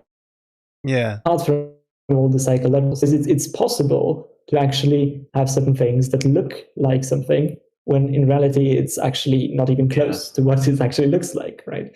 So there's like a big chunk of it, like especially card magic and stuff like that, where you're seeing things, and it's all based on skill. Sometimes there are gimmicks involved, but that make you see things literally with your own eyeballs that are actually not like that. And I think that could be applicable. But I'm not saying that there was someone explicitly going out there building these types of apparatuses at the time, trying to fool people. But it's definitely in the realm of possibility for someone to do that if they wanted to, right? If not, go ahead. Not necessarily maybe building apparatus, but certainly using the principles of like gimmickry, like like having I don't know. I'm just like, I'm trying to think of an example from the Bible, but I can't think of any. But if somebody like in 2,000 years ago, Middle East wanted to like fake their own death, they could find and kill someone else, burn the body or whatever, make it so it wasn't recognizable, and then just run off somewhere, right? And that's the same principle of like trickery and skill. The skill comes from the ingenuity of the thought, like the process. And there's certainly been scam artists forever, right? If we think about the first magic tricks that we know of are cups and balls tricks, and it's like put in the Egyptian hieroglyphs, right? So cups and balls tricks is now very simple, actually. And if you want to know how it's done, go watch Penn and Teller, because they have a version where they tell you exactly how it's done, right? But it shows you, like, that this has happened for like thousands of years prior to Jesus. Where there's been scam artists on the streets who have been like taking people's money essentially through like gimmicking people, like by using like whatever skills they have. Like cups and balls is traditional, but have you ever seen those 3-card Montes? Yeah, 3-card Monty, or there's the cups and balls where it's just like the shells, where you have a ball under shells and then they spin them around, and then you have to say which shell it's under, and you always get it wrong because they're scamming you. Right. I have a. Do you know what I'm gonna do, Philip? You're gonna do it. You're gonna do it for us. I'm gonna do 2-card Monty. 2-card Monty. Okay. Just as an example. Just give me 2 ticks. I just need to find the. Yeah, and this is something that they do even today, right? Like 3-card Monty, 2-card Monty is something that people do today on the streets, and they fool people with these things, and they get a lot of money for it as well. I'm gonna have to use the kings because I only have 1 queen. Do you ever have missed cards, Philip? I always miss cards. I usually keep my decks in order, like apart from. I end up getting people to sign them and then lose cards. Okay. Right. I'm gonna use something as a. I need to be able to see myself, so let me just move this quickly. Otherwise, I don't know where my hands are. Okay. Yeah. So I just need to use something as a marker. Let's use this pen, okay? Right, so we're going to play a game. It's called 2-card Monty. So it's like 3-card Monty, which we were just talking about, where you get 3 cards and you mix them around and you have to find out which one's the ace or something, yeah? Right. So we're going to do it with 2 cards, okay? So we've got the King of Diamonds. Mm-hmm. Yeah? So I'm going to put that there, yeah? So that card's the King of Diamonds. Is it, though? King of Diamonds. Okay. Yeah? Definitely the King of Diamonds, okay? There we go. I've got the King of Hearts, okay? Now, if I take the King of Hearts and I swap them and then swap them again, what card's here? Well, your camera's kind of blurry, and it looked like you didn't swap them. What card's here? King of Hearts. Do you think this is a King of Hearts? Yeah. No, you would have lost. That's the one in my hand. King of Diamonds. Yeah, I swapped it twice. You don't trust me, do you? Like I said, the camera went really blurry as you did it, and I could not see. Well, that's a good thing. I'm going to do it again, but I'm going to swap it slowly. Yeah. And swap it twice more. You didn't. This is really hard to do on my own, by the way. Like, I hope you appreciate that. So, what card's here? That's one swap. I can't remember what the cards were now, but you swapped it once. You looked like you did it 3 times, but you only did it once. So what card's here? Well, what was there before? It was the opposite to that. Like I said, I've genuinely. There was the King of Diamonds there originally. Okay, so then it'll be the King of Hearts if that was the diamonds. That's King of Hearts and that's King of Diamonds. Yeah. Oh. Yeah, nice. Yeah. Wow, that reaction was awful. That was very. It's very a good. bit messy. I apologize for that, but that's just because it's really hard to actually do it when you don't have a hand. Yeah. To hold it. Yeah. I didn't realize that. I didn't think about that before doing it. So there you go. But that's an example of, like a scam. Like I could do that as a scam. I've gotten plenty of drinks off of. I mean, to be honest, I think you're a Satan worshipper now, and you've used the power of the devil. No, actually, thinking about this, right? Just you do have. We were talking before about how some religious people see magic as the work of the devil because they think of magic as a real thing and the power of the devil, blah de blah. But is that influence put into them?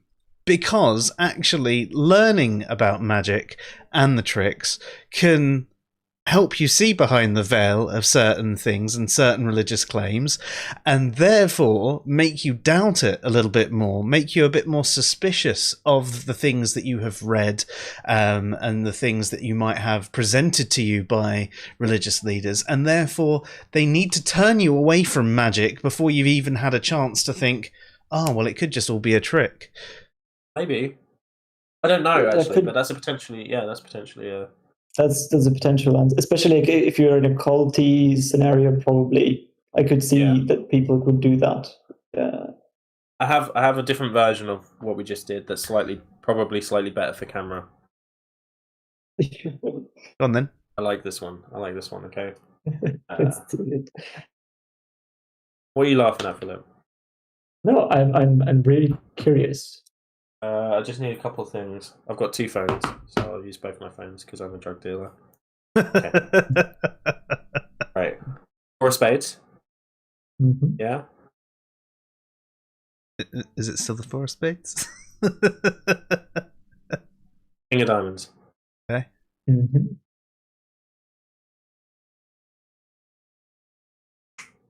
Did you see that? No. I mean, I saw you click.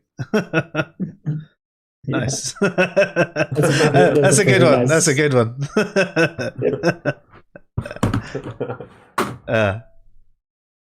Translocation, that's called. Yeah, but just be careful that no flies get caught between. Or they get spliced. Your card's going around. Yeah. Yeah, I think actually I have another story. So,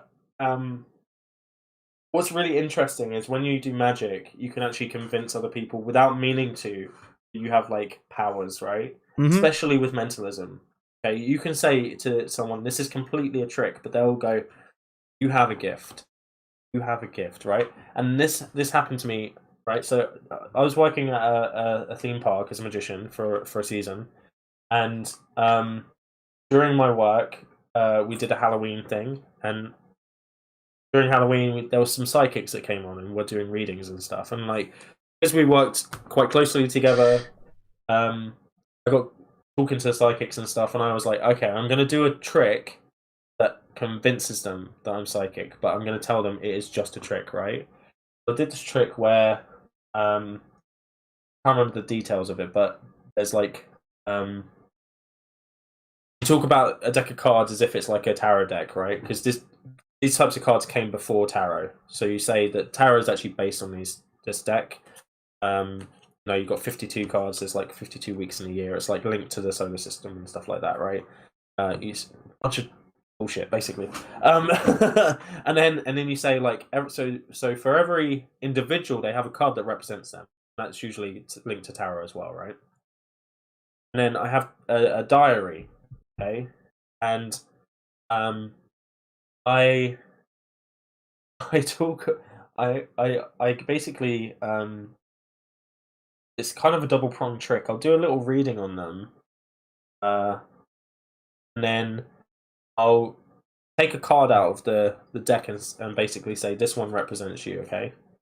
Yeah, and then I'll get them to look in the diary, having read them, and then they'll see that card that's in the date in their diary is the card I picked.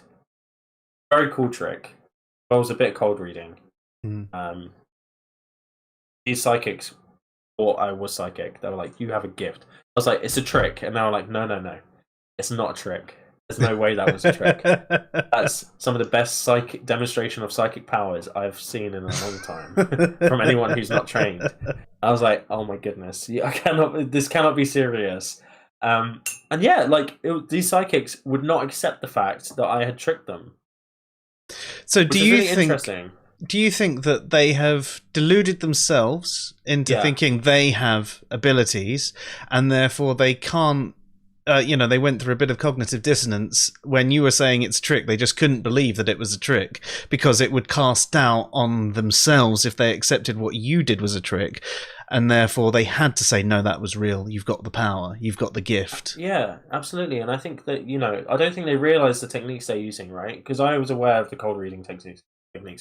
So for anyone who doesn't know, cold reading is basically looking at someone and then saying some things like Barnum statements you can say, which are statements that seem like they mean a lot but apply to everyone. They seem specific, but they apply to everyone. There's other techniques as well, like you just pick up on the fact that, like, so the person I was doing it to was an 18-year-old girl. Her mum was stood behind her watching, and I was just like, saying like, "Oh yeah, there's a boy." She was like, "Yeah." I was like, "And you're worried about there's something about this boy, and you're worried about your mum." I was like, "Yeah." I was like, "Well, does she know about this?" And she was like, "No." And I was like, "Wow." It's just like, oh my god, you're such a stereotype, right? And everyone's a stereotype. You can literally do this to anyone, right?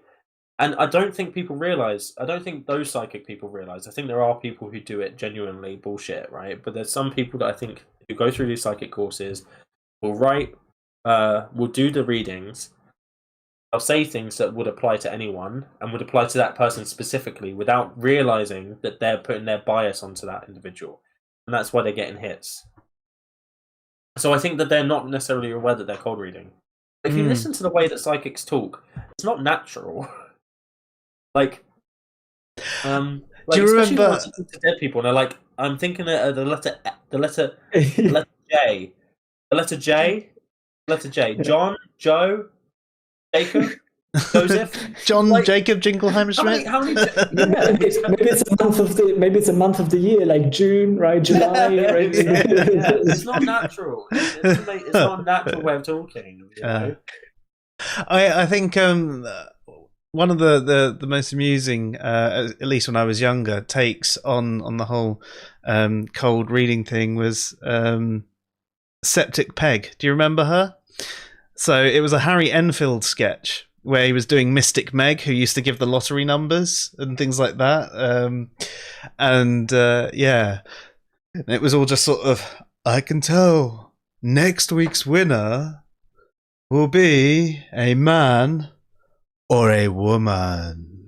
And obviously it was making fun of how general the statements that you would get from any predictions, from any form of astrology or anything like that. So, I suppose it was more of a cold prediction than a cold reading that they were doing at that time. But it's true. I mean, even that can help someone realize that, the statements that come out from people are actually that general. And I think it was around that time that I was already getting to the point where I was really suspicious of like the psychics and things like that. I must have been I think it was before I was a teenager. I'd already sort of stopped believing in God at that point, but I was going in and out of different religions. But this was on the side. So, I mean, if we're talking about how the perception of magic and understanding that it's fake can make you question religion and your opinion on religion, there's an example of it right there. Me thinking about psychics and things like that, because if mediums, for example, if mediums are real and they can communicate with the dead, then that would indicate that there is some form of afterlife, even if that afterlife is just being a ghost stuck on this planet, right? It doesn't necessarily mean it's a heaven or a hell or anything like that. It just means that there is some form of experience of life after this physical plane. But if you then start seeing how, as you mentioned, these readings that people do where they're trying to get in tune with someone are so generalistic, or like you mentioned, some of them might do have information about the person beforehand, enough information beforehand, and then they can throw in a bit of a cold reading with their hot reading and so on and so forth. The more you think about things like this, the more it makes you question the fabric of other things. Because if all mediums are fake, if all psychics are fake, then maybe there is something to, well, maybe these religions, all their claims, all their things about talking about the dead and the afterlife. So, from a certain perspective, if more people learn about magic and what it was, there might be more people questioning their religion and their claims within their religion. So this brings me to a really good point, actually. That there's a YouTuber magician called Brian Brushwood who's absolutely fantastic. I love Brian Brushwood so much, and he talks about magic. I think this applies to psychics and other things as well. He called it the god of the gaps. I'm not sure if that analogy works very well for this, but he says like there's a magic of the gaps type thing, right? And he says that like even though magic is quite accessible now because there's a lot of like people who reveal tricks like Philip and me online for free. So it was one trick and it was really basic, so we're fine. Yeah. Because there's a lot of people who do reveal like quite complex, quite well-known tricks online for free, and it's quite acceptable. How comes people are still interested in magic, right? And he describes it as a gap between, in the interest of the individual, right, between observing the magic and knowing and desiring to know how it's done, but then also having the desire to actually go and look. And that gap gets smaller and smaller as that accessibility comes, but it's still there regardless. Yeah, so it used to be that you'd have to go find these big books or expensive books in order to learn magic tricks, right? It's quite a niche thing, and there was like really tight circles and a very strong sense of secrecy in the magic community. And now there's loads of you have the internet, and there's loads of dickheads that just want to give out everyone's tricks for free, which is annoying. But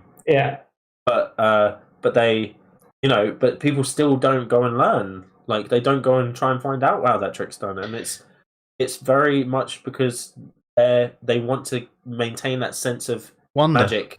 Yeah. Because once you break it, it's gone, right? You can't get it back. It's gone. It's one of those very fragile things that is like that's one of the fascinating things I think about magic, because it's one of those things that it's really weird to be in this scenario where you genuinely sort of can have something that can break and then you can't get it back anymore, right? Actually, and this is one of those things. It's funny that you bring this up, because I just watched an episode of Lucifer, I think it was last night, where he wanted to go and watch a magic show, and maintain his sense of wonder because he was about to become God, and therefore, when he became God, sorry, spoilers, I should have said, but when he becomes God, he hasn't yet. I was though. just getting to that episode. When he becomes God, he'll know everything, and therefore his sense of wonder will be gone. And he loves his sense of wonder. He likes actually not knowing certain things. So for certain people, they might genuinely want to not know how it's done and just be, wow, that was amazing. And other people might be interested in closing the gap, but wanting to do it themselves and trying to work out how it's done rather than seeing a video of how it's done. And maybe some people just don't care enough to actually go out and find out as well. There is a certain apathy of, well, yeah, it's just a trick in it, but I don't care how it's done, sort of. And then you'll have the other people. So the reason the gap is there is for a number of different reasons. And I think Go ahead. This ties quite nicely into an anecdote that's in Derren Brown's most recent book, which I would recommend people buy because it's got a lot of philosophy in it. It talks about his approach to atheism and how magic can influence that to a certain extent. It does talk a lot about being middle-aged because I think that's something he's coping with. But it's a very good book, regardless, especially if you're a Derren Brown fan. But there's an anecdote where he talks about performing his show Miracle, which is the one about debunking faith healers. And he says throughout the show, I'm doing this for fake, this isn't real. You know, people are going away and they're saying, oh yeah, my knee feels better, my back feels better. Like they're saying that live on stage, and he's like using the techniques that faith healers use in order to get that outcome. And he said that he left stage door and there was this woman waiting for him, and she said, oh, was it Miracle? I might have just completely messed up this anecdote. What it was actually is there's a section in his show, I think it is still Miracle, but it's where he contacts dead people, or he talks about dead people's loved ones, and he gives anecdotes that only they could know, right? So he kind of says, like, and this actually isn't in the TV version, the one on Netflix, this section, but he'll say like, oh, you know, your mother used to make you pea soup or something like that, right? Very specific details. And then he left the stage door. We're back on track. He left the stage door, and there was this woman waiting for him, and she was like, could you contact a loved one for me? And he was like, oh, no, I'm so sorry. Like, this isn't real. I said, you know, I was saying that on stage, but if I come across like it was real, I want you to, please forgive me. That's not what I intended. And she was like, oh, no, I know it's fake. I just want you to contact my mum for me. And he was like, it's not real. And she was like, oh, I know. And she still wanted him to do it. So for me, it's like that gap there was, it doesn't matter to her whether it's real or not. The concept of her being able to contact her loved one after they passed away was strong enough that it doesn't matter whether it's real. And I think a lot of people that go to psychics and stuff don't care about its legitimacy. They want some sort of intimacy with someone who's passed away. Right? Is that a healthy way of coping with death? Not in my opinion. I don't think so. But I think it goes to show that, you know, we're thinking about religion and religion's kind of role. If we're using that as an analogy for this, would somebody knowing that parts of the Bible was fake, or even that, you know, the whole Bible was fake, influence their desire to believe in God? No. Well, I mean, sometimes that's the angle way it's taken a lot of the time, isn't it? You know, oh, Genesis didn't happen. Exodus isn't historically correct. The Tower of Babel never existed. Jesus may or may not have existed. There's no evidence of a census being undertaken during that period by Rome. You know, all of this stuff. It's like, that doesn't matter. Like, we're approaching it the wrong way. And I think that's you know, it kind of shows you that, like, I think magic shows you that it doesn't matter how fake people think it is, or whether they know it's fake or not. There's an underlying kind of sense of emotional attachment, and need for it that people won't kind of push it away. Well, was it Ray Comfort that was asked, what would you do if it was proved without a shadow of a doubt that there was no God and he couldn't exist, and there's, prayer doesn't work, there is just absolutely no religions is true, it's, all just completely materialistic? And he said, I'd pray to God and ask him what to do next. And he's just like, really? But maybe that is the case, although one thing you have said before is, even though you are you would say that you don't think there is any afterlife or anything like that, you think it's still healthy to talk to when you're going through the grieving process, talk to your loved ones, even though you don't think they're there, but you'd have the conversation with them and you'd fill in the blanks and say what you think they might have said or what you wanted them to say. And good memory, I did say this. Yeah. So how is that different to that woman who says, right, I know it's fake, but I still want you to do this reading on me? I think the difference is, in one situation, you're kind of pretending that they exist for a period of time to gain comfort. And in the other situation, it's more about like kind of thinking, what would they do? Or what would they say to me?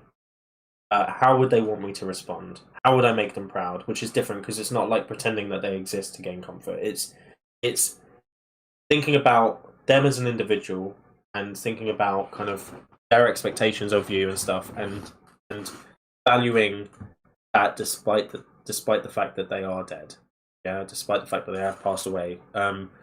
Which to me, there's a separation there. It's not. There's no pretense that they exist still in some other kind of like kind of life. So for me, it kind of like the separation is that in the situation with Derren Brown, she wanted to believe for a moment that her loved one had access to her through someone else. Fair. That makes sense. Godless Scummer has actually just said he's recorded a 1-minute debunk of Uri Geller, which I'm going to quickly switch the cams over and display if you're okay with. Let me just put it quickly into Be Right Back.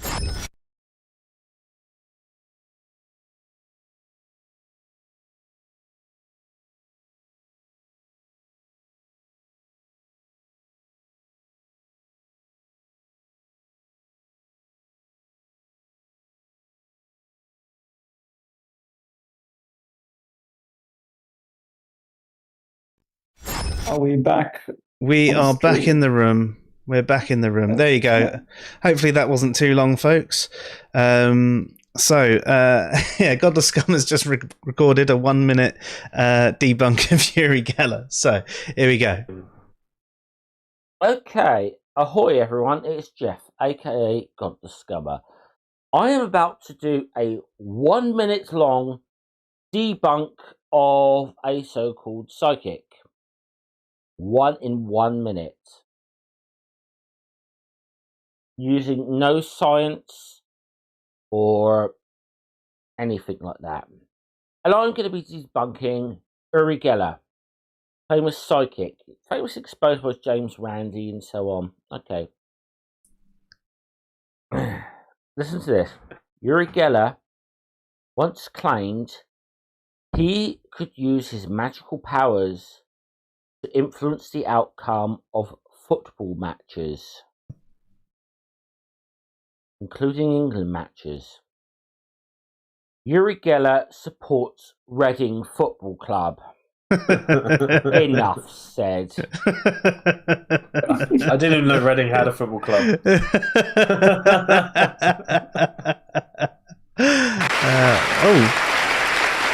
What's this? And you get a round of applause. Well said. Well said. Is that what he said? It sounded like he said well said. I think he did, yeah. Pretty funny if that was... Maybe that was Uri Geller responding. Godless Scummer using his magical powers to respond. I've debunked your debunk. Godless Scummer. Let me just quickly switch everything back.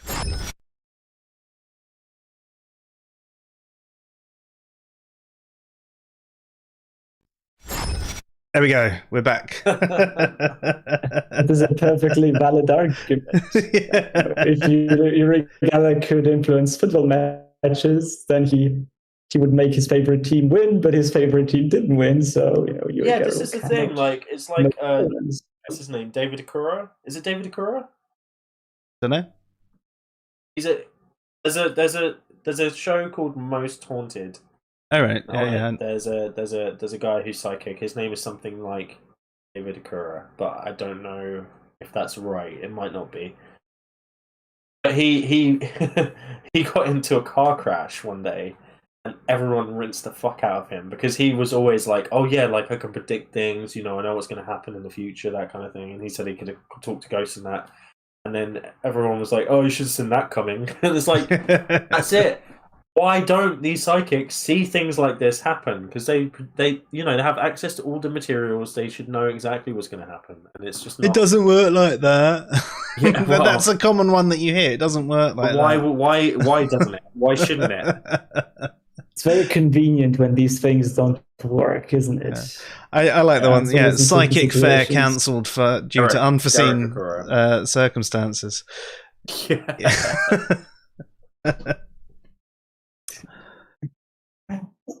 Well, awesome.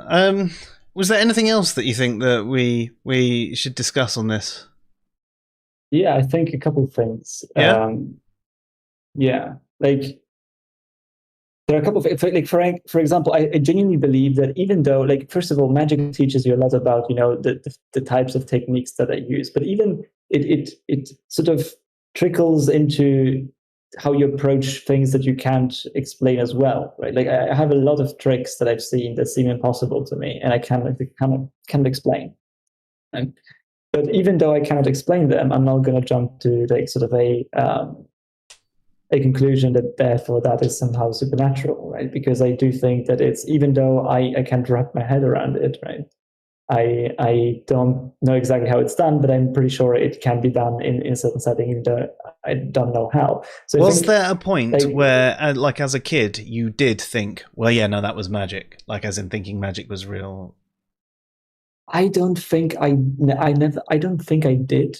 Honestly, I don't remember, at least me ever being like legitimately in the mindset of thinking that was actual magic. I remember being very impressed sometimes, and being like amazed at certain things and trying to figure out how it happened. But I don't ever think I ever believed that it actually was magic. I also don't think people actually presented it to me as if it was magic, actual magic. Maybe if they did in a certain sort of age range, I would have believed that. I don't know. I mean, that could be a generational thing, because I remember growing up and it being presented as it being a real thing. I remember that as like there were shows where it was like, yeah, this is magic, right? But I think that I had been primed because like I had Dominic Wood's magic set, right? And I think that I just knew because of that, because I had that before I met any magicians.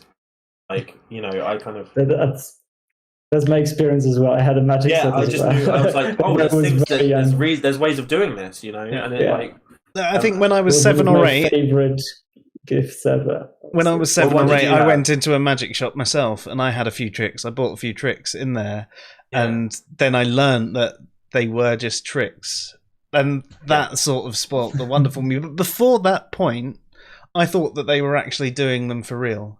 I'm not sure if I saw magicians before. I'm not sure if I saw any magicians before I got the magic set.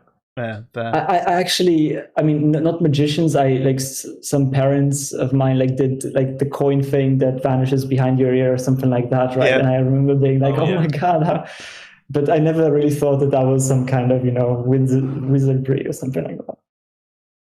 Actually, I know the first TV show that I watched was about magic. Izzy, No, Wizzy, actually, that let's would've get been- busy. That would have been it, but no. City's part of the magic circle, by the way. Yeah? Yeah, I don't know how, but City is. The first magic thing I saw was the Master Magician, who was debunking. Like, that came out in, like, the 90s. So I would have been, like 6 or something when it came out. And they were debunking magic tricks, not very well, because now I look back on it, and, like, that magician, when he revealed his face, he was ousted by the magic community, because not only did he reveal tricks, like big tricks, like David Copperfield, David Blaine, like all of these guys, he didn't do it right. He didn't do the tricks the way that those individuals did it. So he kind of made up these ways of doing it to make it look like he was debunking them, when actually their techniques were very different from his. Fair. Which is total arsehole behavior. Yeah, he was the magic community were not happy with him. Not that I was in the magic community at that time. You know, but by the way, about revealing tricks, because we went into that briefly on YouTube, right? I think like there are certain magicians that are really against that, but I think like generally the sentiment is moving towards this idea that it's genuinely okay, generally I guess okay to reveal certain things about magic, but it's wrong if whatever you're revealing is the intellectual property of some big magician that, you know, because like these things get sold as well, right? Like these things are a source of profit for a lot of magicians, like professional magicians. They you know, invent these tricks and put them on sale, and people are supposed to buy them. So if someone just goes on YouTube and reveals the thing for free, then you're taking away the revenue from these people that actually put work into this. So there is like a double aspect to this, right? There are magicians that are doing it ethically, and there are magicians that are doing it just, you know, like actually revealing tricks that are, you know, from people that sell them, and that's not okay. Just before we continue with what you were saying before, Cafe. Yeah, Cafe said Matt Dillahunty's magic trick is to convince his audience that his theist callers have no evidence. He's supposed to be quite a good magician, but I've never seen him do any magic. No, but I mean, this is something that we bring up quite often, and it's this whole idea around, you know, what evidence is, and we do discuss it a lot. And some people have it in their head that the only evidence that is evidence is scientific evidence. You know, they might even call it just empirical evidence, and you explain that, you know, certain experiences are empirical evidence. So if someone has an experience, well, that's technically empirical evidence. And no, it has to be testable and repeatable and so on and so forth. So what they're talking about is scientific evidence. But realistically, evidence is actually anything that sort of raises the probability of a conclusion being true or false. Basically, anything that can lead you to a certain conclusion. And, you know, it doesn't necessarily mean it's good evidence. You know, so we would say things like the Bible actually are evidence. We would just say that they're not particularly good evidence. They're not particularly convincing evidence. There's issues within the Bible, and therefore we'd address it, and we'd try and have conversations about the problems we have with this evidence and why we don't think it's particularly strong. Simply going, it's not evidence, is actually quite a terrible way to approach things. What you should do is go, okay, you have found this, you know, indicative of this conclusion. So let's have a discussion about it, and you can try and convince me why I should accept this piece of evidence as good. Make it convincing for me, because at the moment, I don't find it convincing. But obviously that's not what tonight's stream is about. I just had to address that one. Yeah, no worries. Yeah, that is a very helpful thing to always point out. Comment on, yeah. Yeah, I think like go ahead. No. I forgot what I was going to say. Okay, I just wanted to like maybe about the thing that I was saying before, like about how, you know, magic, like learning these tricks makes you think that even things that you cannot explain, you know, probably have an explanation, but you just can't figure it out. But it would be interesting to to figure out, like, I think there's an interesting epistemological question there about, what actually would need to happen in order to overcome this general skeptic, because you cannot apply it probably to everything, right? That could happen to you, because like there could be genuine things that you can imagine that if they happened, you should probably take them not as, oh, it probably has an explanation that I cannot figure them out, but you should have some sort of like a different attitude towards them, I think. But like the question of where that boundary sits, I think is a very interesting one. Because, for example, like say that you could be in a lab, right, and someone is genuinely sort of like growing out a limb or something, like in real time, something like that, right? Presumably, it wouldn't be, like it depends how you would see that, but it I don't know if it would make sense to be like, oh yeah, that's that's just a trick, right? I just not able to explain it, right? That is probably indicative of something else. I'm not saying that it needs to be supernatural, right? But it could be some natural phenomena that we're not aware of, or whatever, right? Like a genetic something, right? But I don't know exactly where to place. Yeah, I don't know exactly where to place that boundary, honestly, about where to draw, like go further in my I guess inquiry. It doesn't necessarily have to be a trick, but there could be a natural explanation, could we say? You don't necessarily have to jump to the supernatural to explain things you don't understand. That's the analogy of magic, right? I think that's the analogy of magic. Like it's not necessarily about tricks, but it's about maybe tricks that we play on ourselves in terms of how we explain things prior to knowing how that system works, right? So we could explain something like, for instance, the perception of the sun rotating around the Earth. Yeah, we could explain that by going, okay, well, obviously the sun goes around the Earth, right? That's not necessarily a thing, but we're playing a trick on ourselves because we don't actually know how that system works until we've tested it, right? And I think that we do similar things in life. Like, we might have we might have an auditory hallucination. Yeah, everyone has auditory hallucinations at some point, I think. It could be just as we're dropping off. Sleep paralysis is a really good example of this, actually, where people have supernatural experiences when they're paralyzed in their bed. And so essentially what happens during sleep paralysis is your body paralyzes itself at night on purpose. It does it intentionally. It's your subconscious doing it, but it does it intentionally, because if you were to start getting up and doing stuff whilst you were asleep, you would end up in dangerous situations. And we see that with people who sleepwalk, right? And people who sleepwalk have an issue with their sleep where they can't paralyze themselves, right? That's one end of the sleep disorder. The other end is sleep paralysis, where their body paralyzes themselves, but you become semi-conscious. You're semi-aware of what's going on around you. Kind of like, when you're drifting off and you kind of like, you're hearing things and it's kind of going into your dreams and you're kind of like mixing them up, right? So what happens is that when you're semi-conscious and you're paralyzed, you can't move.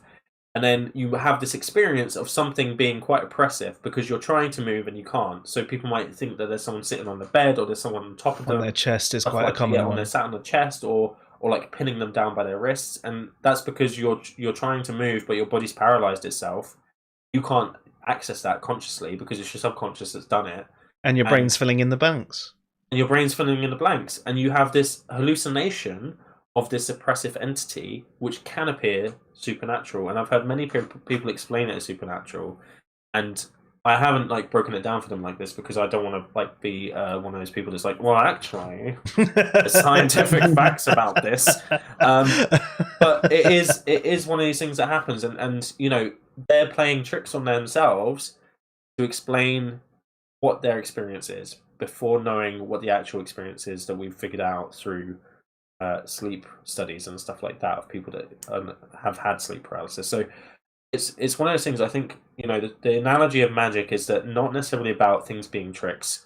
It's about how we fool ourselves into believing things when actually there's an explanation that makes sense, like mechanically, logically, rationally, that explains it much better and probably much simpler, and doesn't appeal to something that needs to be like kind of. It kind of has to be when you engage in supernatural like conversations, you are adding a whole nother layer to the universe. Oh yeah. That just doesn't necessarily need to be there.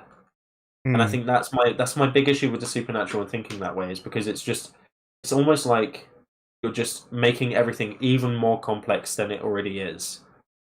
From that, it's almost like it's maybe a simpler explanation on the surface level, because you go, oh well, it's just magic, zap, sort of thing, and that sounds, yeah, well, it's simple. But then you have to think of the implications of if there is this magic there, or this supernatural, or anything like that. You're adding, as you say, an entire extra layer onto the universe. Whether you're thinking about it in terms of ghosts, or you're thinking about it in terms of a creator god, or anything like that, it's adding an entire level of complexity that actually is, well, more complex than the simplistic, naturalistic explanation. Yeah, and you see this with people trying to explain how magic tricks are done, right? Like, I mean, let's use you as an example, Joe, because I think the example we did earlier was really good. When we did the crisscross cut, crisscross cut, you said you palmed a card, right? Yeah. You were like, I think you might have palmed a card or something like that. Yeah. No, I did accuse you of doing something. It wasn't palming a card. You said palmed a card. It was palming a card. Was it? Yes. See, look at my memory there. I'd already told myself a different story about it. I thought you'd put not palmed it into your hand. I thought you'd put a card elsewhere. Right. So you thought I'd taken a card and hidden it, and then revealed it. Yeah. As yeah. That is way more complex than what I actually did. Yes. Right? Yes, it is. So even when we're trying to think about how the world works, how the universe works, that was two different natural explanations as well, wasn't it? And my brain still went to something more complicated. Yeah, exactly. Yeah, and this is the thing with magic as well. It's like, it goes back to that thing I said earlier about how magic is ruined for magicians because we realize how simple the actual answer is. Right? There's this trick I did where I did a stage show for the Magic Society. I had like an excerpt, and we were doing magic in movies, and I did Indiana Jones, right? And this Nazi comes on the stage, and I jump in a box to try and hide from him, right? And then he stabs bamboo sticks all the way through the box, right? And they're coming out all different angles. People in the audience are going, "Oh my god! Like, what the hell?" They're like sharpened bamboo poles, and they're just being stabbed through. And then I burst out the box alive because of this medallion that I'd found earlier or whatever, and I'm safe. Okay, and literally after I did it, I came out and people were like, "There was a trapdoor in the stage." And I was like, "What? That stage does not have a trapdoor. That stage is a really basic stage at the local university. Like, that doesn't have a trapdoor." And I was like. And the box also moved around. Like, I moved it. Like, you would have seen the trapdoor, okay? Yeah. And I was just very confused. And then I was like, no, I was just in the box. like, you know, the answer was very simple. I was in the box, and as he put the bamboo poles in, I was pushing them through the other side, making sure they didn't stab me, except for one that came in and hit me on the head, which I did get a cut on my head from being stabbed in the face, because he put one in. We practiced the order that he'd do it in, and he just forgot the order, so he just started putting them in randomly, and the first one just hit me there. I was like, oh. So, you know, it's like people overcomplicate things massively. You know, when they're trying to think about how the universe works, it's always overcomplicated. Yeah. Yeah, but like, I think, like, maybe I hate to be the person that is like going against him, the whole thing, but like, I think a lot of what you're saying is actually correct of what you guys are bringing up. But I also have worries because it's not always about simplicity, right? Like, it seems obvious that certain things you have to postulate in order to explain things, right? Like, that's why we usually think about things in order to, like, in conjunction with explanatory power, right? How much you can explain and how simple it can be at the same time, because otherwise you end up with like solipsism or something like that, where, like, you know, I'm the only person alive, right? That's the simplest thing. Why would we have to postulate all this external world and other people, right? I'm just making it up, right? And like, that's ontologically, at least, it seems simpler than anything else. But you have to sort of balance these two things. So that's you know, where the thing gets a bit, because it could very well be that in a specific scenario, right? Like for example, the sun orbiting the Earth, right? That for the available data, the most obvious and the better explanation in that scenario, given what you have, is a wrong explanation, but it still would be better in that scenario probably. Well, for what you know about that scenario. Yeah. This is where I think you see like new magicians kind of this thing actually applies to like new magicians who try and work tricks out, and they manage to work out the trick, but they do it in such a convoluted way.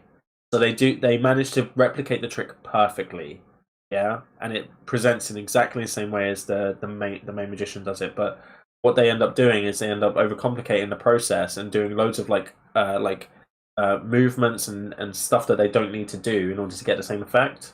And I think that that's the same thing that we do in science a lot of the time. Is we have this the aim is to try and explain it as much as possible with as little as possible explanation, right? But we end up exactly. Or sometimes the explanations we have are overcomplicated to begin with, and then we whittle them down into actually like a nice concise. As we get to know things better, we're starting to shave off things that we don't need anymore. Yeah, that's a very good analogy. I think. Yes. Yeah. And I guess like, for instance, Joe, if you were to try and replicate the trick that I did earlier from memory, you'd probably manage to do it, but you might overcomplicate it by having to palm off a card and to do this, and you get the same effect. It just would be unnecessary stuff on the edges that aren't needed. And I think that most professional magicians are trying to have the simplest time possible because they want to make sure that their tricks work, and they don't want any mistakes. So they want easy tricks. Really, they're obviously very skilled, so they also have complex things, but they'll just be very good at them. But they won't do anything that they aren't able to do easily. Yeah. Another thing that I wanted to bring up, because that's an interesting technique as well in magic. I don't know if this is spoiling it too much, but like especially in mentalism, sometimes there's this idea of double reality. Essentially, I love dual reality. Yes. Yeah, dual reality. Yes. Right.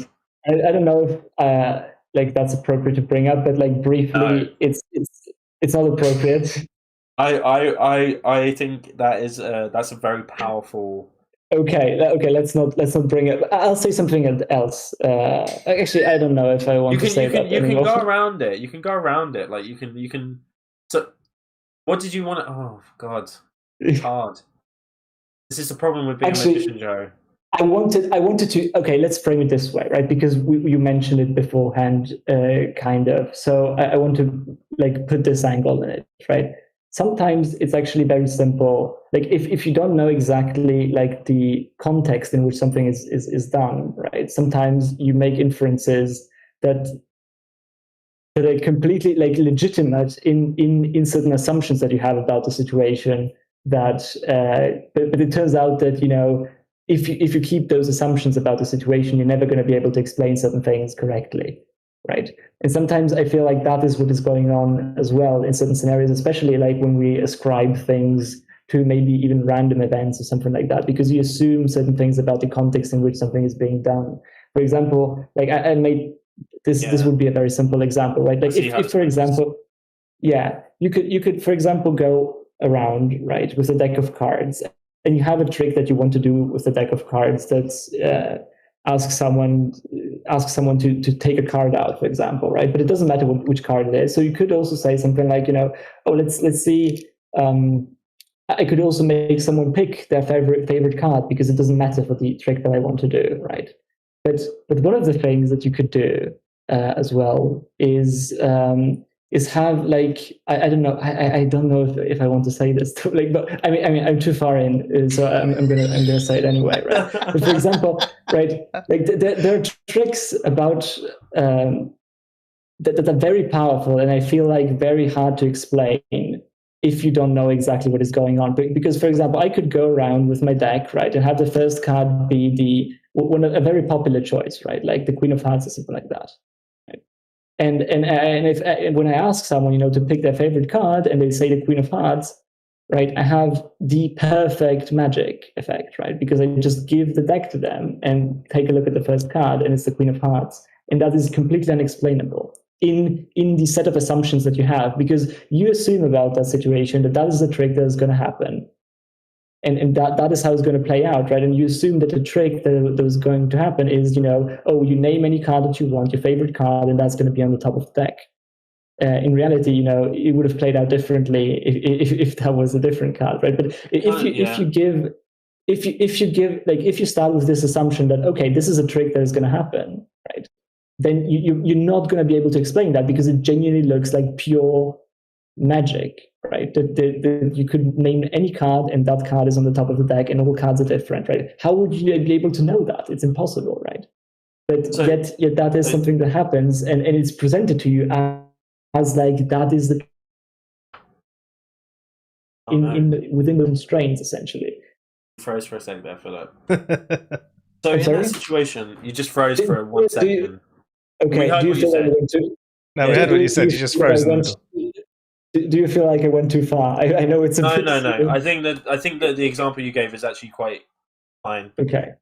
I think it's good. So in that situation, for instance, Joe, like, because just to clarify, because I think let's just do the whole thing. Because so I'd be like, Joe, what's your favorite card? And you would say Ace of the Spades. Jack of Hearts. Okay, you said Ace of Spades. I wouldn't have actually said that necessarily, because that was a common card that people did. I wouldn't give you I'd be an arsehole. I'd give you one that I think wouldn't be on there. But let's just say. So this is my deck. I approach you, and you say, and I say, oh, Joe, what's your favorite card? What am I supposed to say? I've forgotten. Ace of Spades. Ace of Spades, okay. Right. And then I go, wow, that's amazing, because that's the top card of the deck. Yeah. Right? Yeah. So that's one scenario. Second scenario, that's a magic trick, yeah? Yeah. Second scenario. You say your favourite card's Ace of Spades. Yeah. But it was Ace of Spades. Okay. Yeah. Amazing. So we'll find the Ace of Spades. Exactly. Right. Yeah.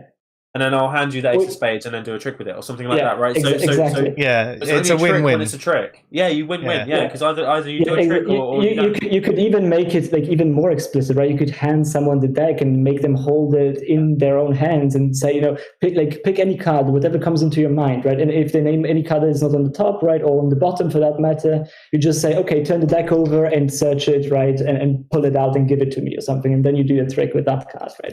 Like that would be, but for the people who actually you nail the card for,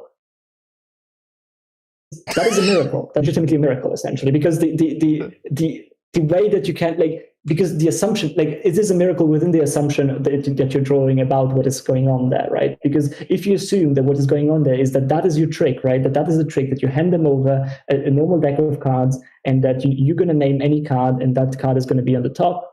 That is like how do you expect? Like it's very hard to explain these sorts of things, right? Not anymore. Within the constraints. Yeah, not anymore, right? But like within the constraints that I mentioned, I think it's impossible to explain. No, it's literally impossible. Yeah.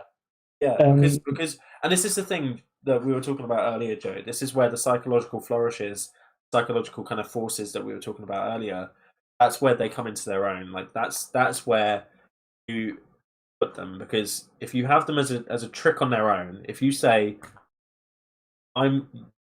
if I approached you and said, what's your favorite card? It's going to be the top card of this deck. Yeah. And then you say something that's not the Jack of Hearts, I'm fucked. Yeah. Right? Yeah. But if I don't give you that prelude, if it's not a trick in its own You keep it right, open. You keep it open. keep it open, Yeah. and I do a trick that I know is going to work, right?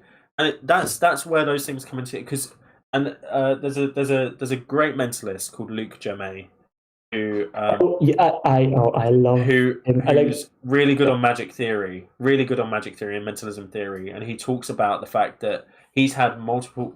He got a woman on the stage, right, and he said you can just say some random things sometimes, and it will be the best part of the show. You can just say something random, like he'll do some really, really, really good like proper mentalism, but then he'll get a woman on the stage and he'll be like, have you told him yet? She'll be like, oh. He'll be like, did you want to tell him today? Like, yes. Oh, now's your time. And then she'll be like, I'm pregnant. Right? That's a genuine situation he found himself in, where he said something like that and she responded, and she announced to her boyfriend that she was pregnant, and he'd basically called it out randomly because he just said, have you told him yet? and she was intending to go to that to reveal her, like that was the purpose for her to go to the show, to do it on stage somehow. I don't know why she thought that might happen, but like I think she thought it was ideal. And that's the story she told herself, was that he knew, because he's a mentalist and he's magical. And exactly, like, imagine being that person though, like from an epistemological perspective, right? You're the person complete that is validation, right? That walks on stage, right? And someone says, like someone says that is like, especially like given again like a certain set of constraints that you're operating within in your reasoning. Like I think it's actually like pretty close to impossible to explain something like that, right? Unless you're willing to break out of these and look at the broader picture, right? So that these are very powerful types of things that right?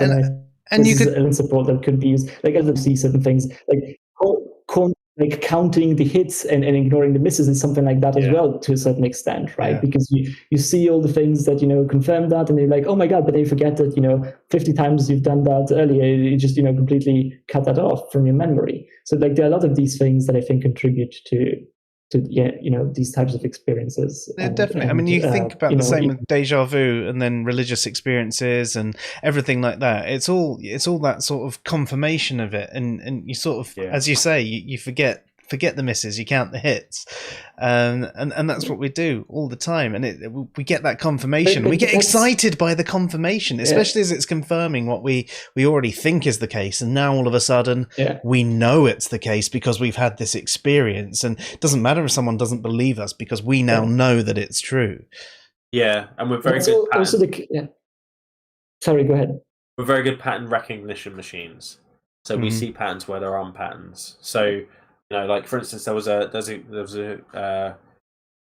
someone I knew from school who I'm still following on Instagram, and on one of her stories she said like about how she always associates like a white feather falling with her mum who passed away, and she had quit smoking, and then she like decided that she was gonna, like, she was stressed and she had a couple of cigarettes, and both times she smoked she saw a white feather falling, and she associated it with her mum, and the second time she did it, she put it out without finishing it, right? Probably ignored all the other times that there was white feather falling in front of her, like around other times, just because it didn't have a meaning in that moment. Turns out that there was a pillow factory that recently exploded. No, feathers fall all the time, right? We just don't notice them when there's not context to notice them, right? Yeah, and that's the thing, like And this is for things that happen. Yeah, sorry. So go ahead, finish. She was just I was going to say she was making sense of that information and making a pattern out of it that may not have been there.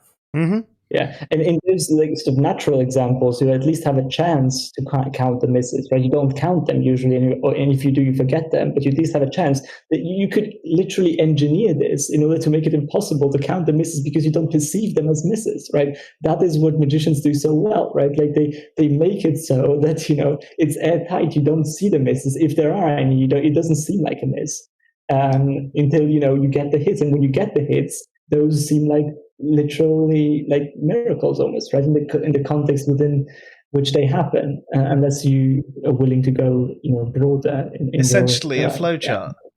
It's essentially a flowchart, isn't it? So as you start, the first one is you have your cards, and if you've got if it's right, then boom, we've got our hit here. If not, we got here. You're explaining him. Key. I'm doing what? I'm not. No. That's as much as you're getting there, Joe. We can't explain that one too much. That's a quiver key. Okay. Oh yeah, I know what. That's what he was explaining just then. Yeah. It is, but like it's. Like they're literally, but magicians are so good at this that they can come up with these things on the spot, even, right? Like they can make it up as you go, right? And it will not look like this is, a miss at all, right? Like there's literally a very famous trick that is described. Like I'm not going to describe how it is, right? But like you can look it up because it's in a book from Derren. It's like literally called the trick that cannot be explained. It's a card trick, right? And the explanation is very peculiar for this one because it's like very. It cannot be explained according to him, right? But it uses a lot of these principles that we talked about right now. And and it's very organic as well. You wouldn't even think about, you cannot get to an explanation because there is no like literal structured explanation at all for this trick. It's just like a very weird thing that is happening, and like you have to be very skilled for this to work. But if you're skilled enough, you can make it work, and it's a very, very beautiful sort of trick to perform. We've got some comments that we'll address. So some of them are from a little while back, so they might seem a little bit out of context. Cafe says, DMT is a good example of completely losing your ordinary sense of self, aka ego death. Would you like to explain that one to us, Luke? Is he talking about DMT, the drug? I assume that it's it's what's released from your brain anyway, isn't it? Yeah, I think I haven't done much research into the effects of DMT specifically. I think that hallucinogens can. There's a lot of research into hallucinogens and how they can generate spiritual and supernatural kind of experiences, and it's thought that it does this because the experiences that you feel when you're having this are very kind of like otherworldly. They're very they feel supernatural, but they feel real. I think a lot of people who haven't done hallucinogens think it's weird because they can't imagine hallucinating like in that sense, you know. But it's really important to remember that it's not just your perception of like your senses that gets affected by hallucinogens. It's also your beliefs. So, because you know, like when someone's like psychotic, they'll have delusions and hallucinations usually. The delusions are beliefs that aren't real, and hallucinations are perceptions that aren't real through your senses. So you might see things or hear things, but delusions are like beliefs of grandiosity and stuff. And I think that hallucinogens hit on that belief part and like make beliefs that aren't real. So, for instance, like I've known a couple of people who've done hallucinogens. One of them thought she was Mother Nature, for instance. Genuinely believed she was Mother Nature, right? And that could be counted as a spiritual experience. She felt connected to nature so much so that she felt like she was in control of it and stuff like that, right? And the similar one actually happened to a friend of mine. We were in Holland, and we went to a coffee shop called Kadinsky's. God, this is like 16, 17, 18 years ago now. But we all took some mushrooms, and most of us took like the weaker mushrooms because we hadn't done hallucinogens before. We'd only done them once before. I hadn't done any before. And I thought, I'm going to ease in. I'm going to, have half a pack of the weakest mushrooms and see how it goes. And this is a guy who didn't even really smoke. He didn't really do anything. And for some reason, he decided to do the strongest mushrooms that they had. And also, whilst doing them, he got impatient and finished the bag because he felt like they weren't working. Oh, wow.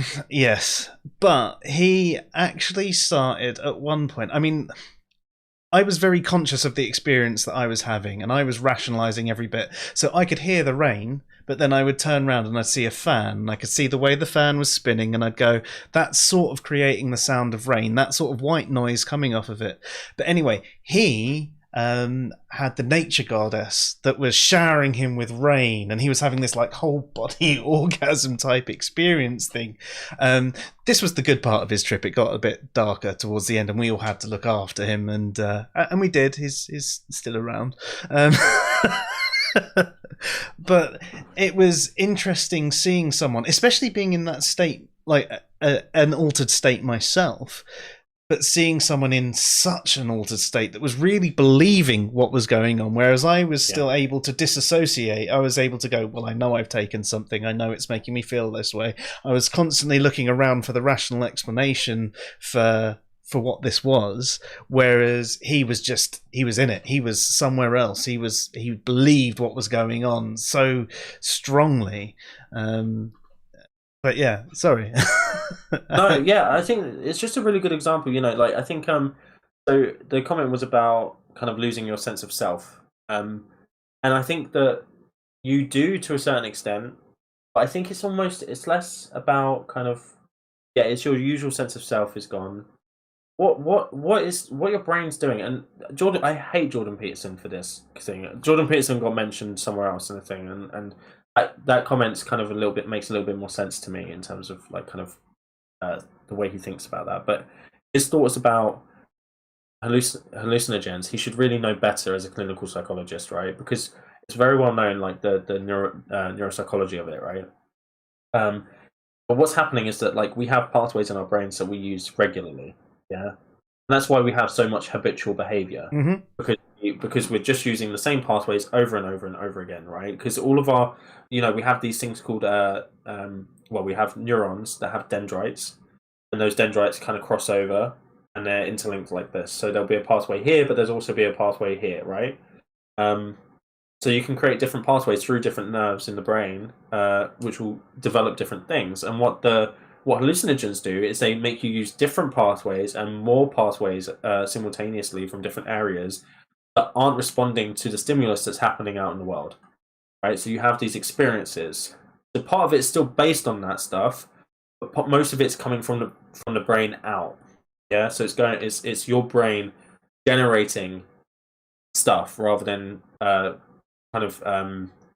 taking stuff in, right? Because there's a balance, like Anil Set says, there's a balance between the predictions our brain makes and the sensory data that comes in, and we kind of like in the middle ground of those two things. It's halfway between predicting and the sensory data that comes in. So the reason that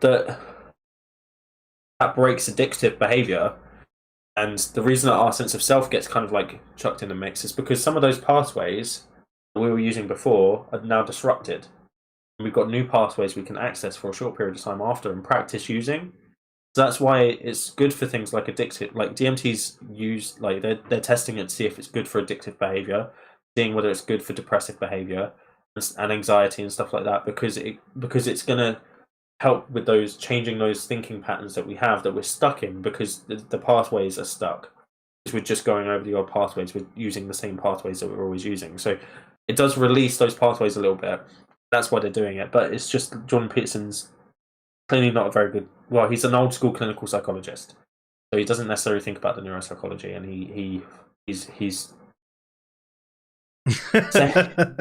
Yeah, I think you dislike him for a number of different reasons, and but his attitude towards psychology is one of them, because he's always about like, oh, I'm a clinical psychologist, and then gets like something that's really recent research that is very clear completely wrong, and he's like, oh yeah, the reason that people stop smoking is because of the spiritual experience they have, and it's like, no, that's not necessarily what it is. It's not those two things happen, they're correlated. Someone has a spiritual experience and they stop smoking, but there's a third variable there, which is the neuropsychology of it. Sorry. Godless Scummer says if God ever phoned into the atheist experience, Matt Dillahunty would hang up on him. That was a very good one. I like that. The response, Cafe says, Matt would tell God, no, you're done, and hang up. I mean, that is how pretty much every single one of his calls goes, isn't it? You're done. Brina says, talking about the hallucinations, saying, after I became an atheist, the hallucinations and nightmares I got from sleep paralysis actually manifested from supernatural interferes based in reality, such as my home being broken into and there being an intruder. So that's interesting. So yours actually, your brain changed the reality, so it went from a supernatural fear, and because you no longer believed that there was the supernatural, your brain started manifesting different things. I can imagine that's terrifying as well, imagining that you've been, there's an intruder who is sat on your desk and going to do who knows what. Just to add on to that, there's this, because this is like standard, like I'd expect that to happen, right? Because like you see it in psychosis as well, like in different cultures, for instance, like in the Caribbean, people that hear voices, people who see things, are positively engaged with. It's seen as a positive thing because they're almost seen as like people who have supernatural abilities, like to be able to see things and maybe hear angels and stuff like that, right? So they have very positive hallucinations. Yeah, the hallucinations speak kindly to them. They're very loving and stuff like that. Yeah, generally speaking, not always. Yep. In the UK, having hallucinations is something crazy. It's a bad thing. You shouldn't have them.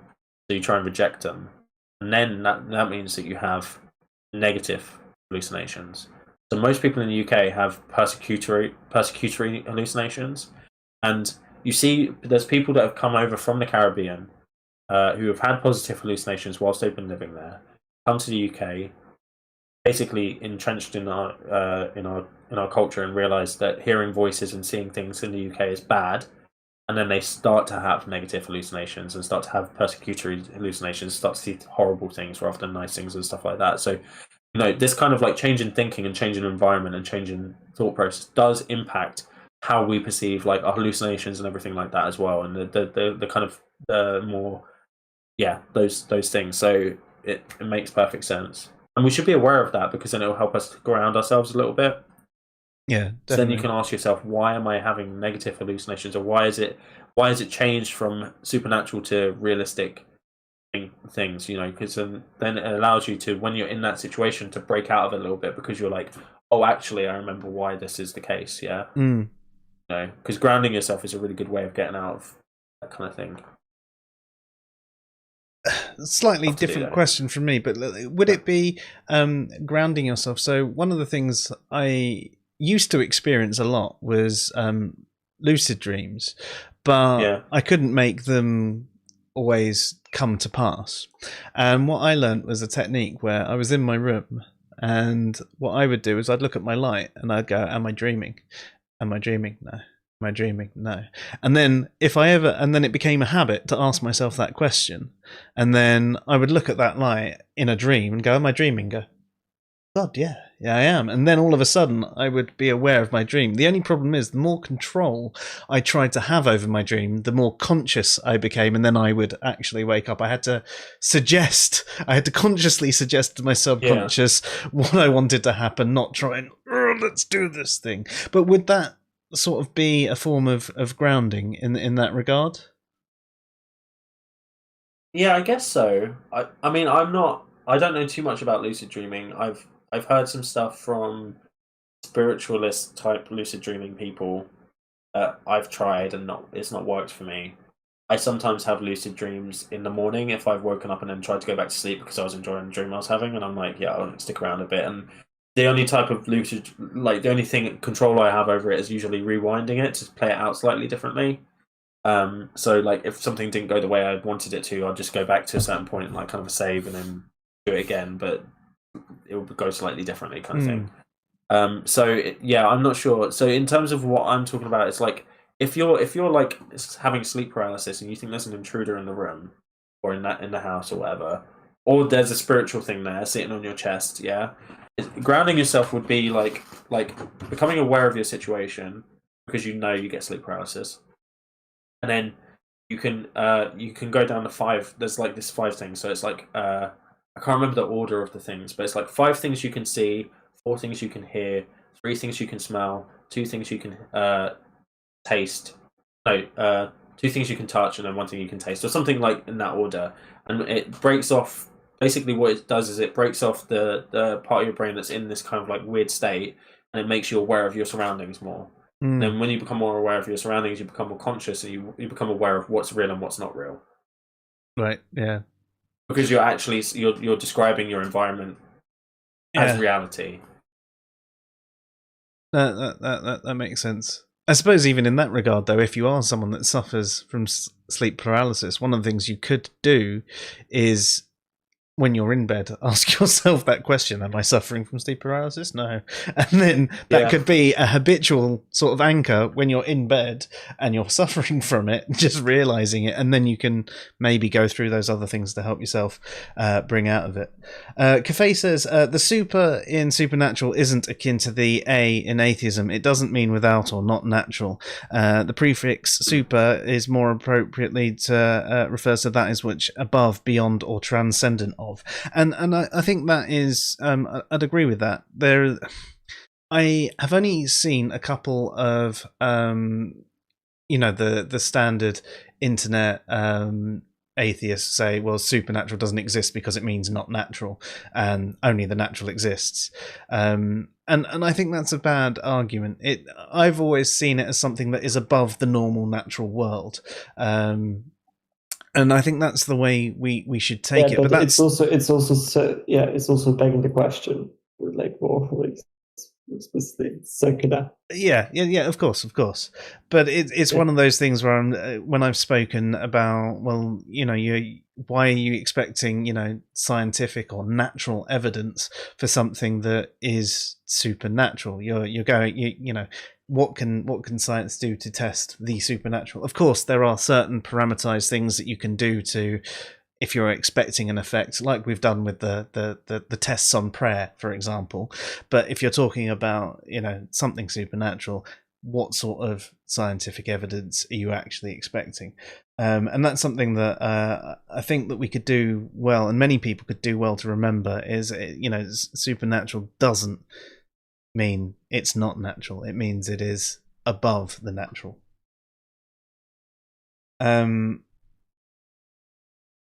Cafe says Michio Kaku places God in 11-dimensional hyperspace. I don't know who that is, but I assume that's something to do with string theory and the 11 dimensions. You might have to explain that one a little bit more, Cafe, but I thought I'd read it out. Craig says that a lot of the spiritual experiences are you tuning into your subconscious mind, and they're perfectly explicable. And yeah, But Craig, I know you are a theist yourself. Do you actually think that then a lot of its spiritual experiences people are having are not actually spiritual? Is that what you're saying there? A number of things that people claim to be a spiritual experience are actually people just listening to their own head rather than actually experiencing a deity or an angel or whatever they think that they're experiencing. Because that's what I've taken from your statement, and I'd agree with it. But it's kind of refreshing if that is what you did mean. We're at the Jordan Peterson comment, Luke. So Cafe says, Jordan Peterson comments, while the mystic's mystical experience is a natural phenomenon, which is an ephemeral event, or ephemeral, there we go, sorry, dyslexic. Nevertheless, the content of the experience is transcendent. Peterson calls it the place where the biological and transcendent meet. So that's basically what you were talking about earlier.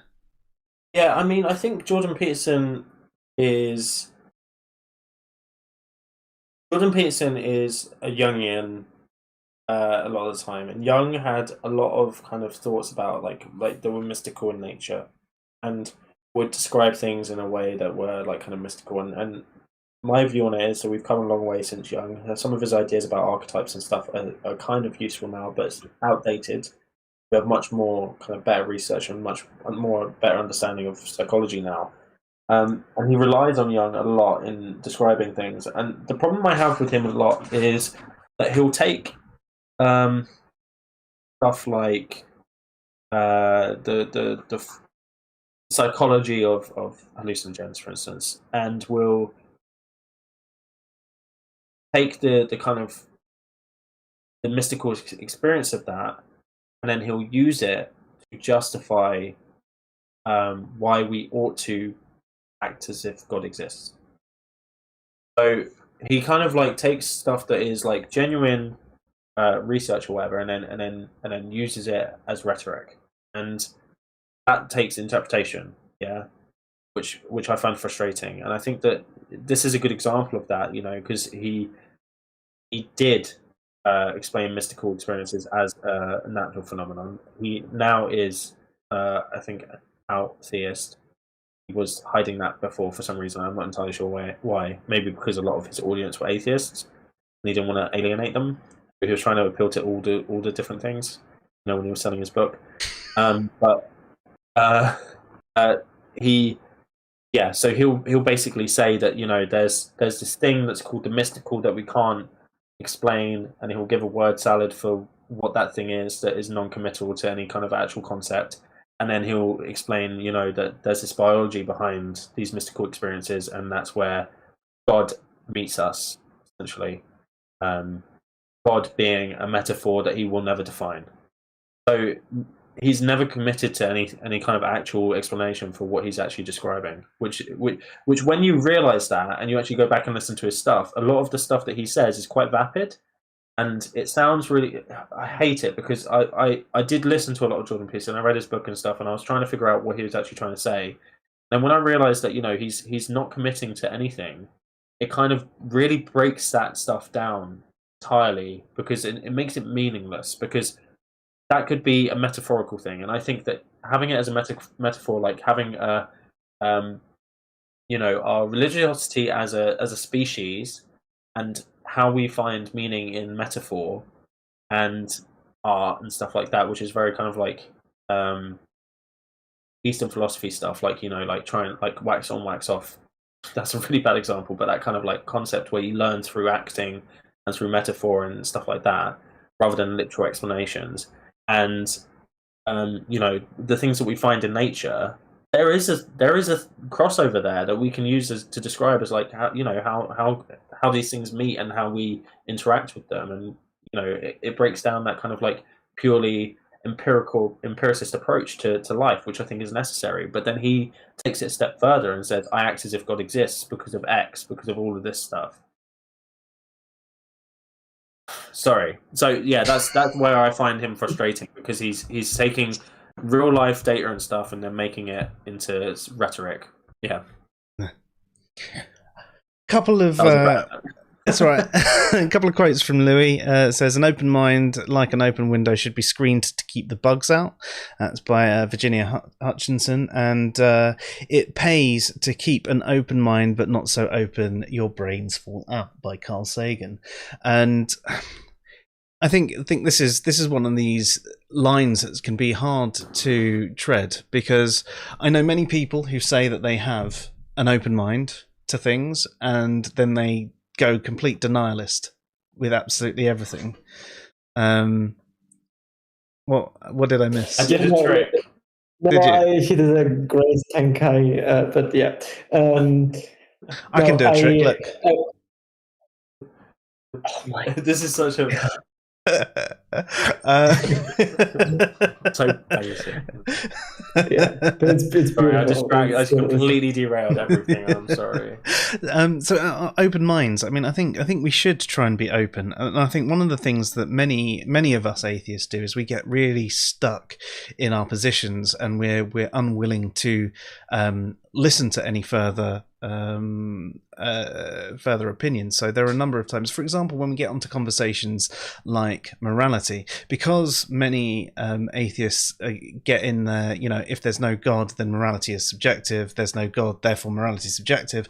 They then won't listen to how morality can be objective, or is a mixture of subjective, relative, and objective, or all the different arguments around morality, because they're stuck in that opinion. No, I'm an open mind. That's why I've come to this conclusion, and I'm sticking with it. Okay, you're not really in that regard. But then also, you're right. You can have too much of an open mind, and therefore you believe that crystals can heal you, and vaccinations are going to kill you, and they're tracking you. And is that like I think I disagree. Yeah, exactly. That was about what is it I was about to say, right? I think like it depends on what you mean by having an open mind. Like to me, it's just about not having or trying to minimize your sort of input prejudice before you actually look at the things that are being said, right? And in that sense, I don't think that there's any. Ooh, that was pretty good. Yeah. Anyway, like I'm losing my.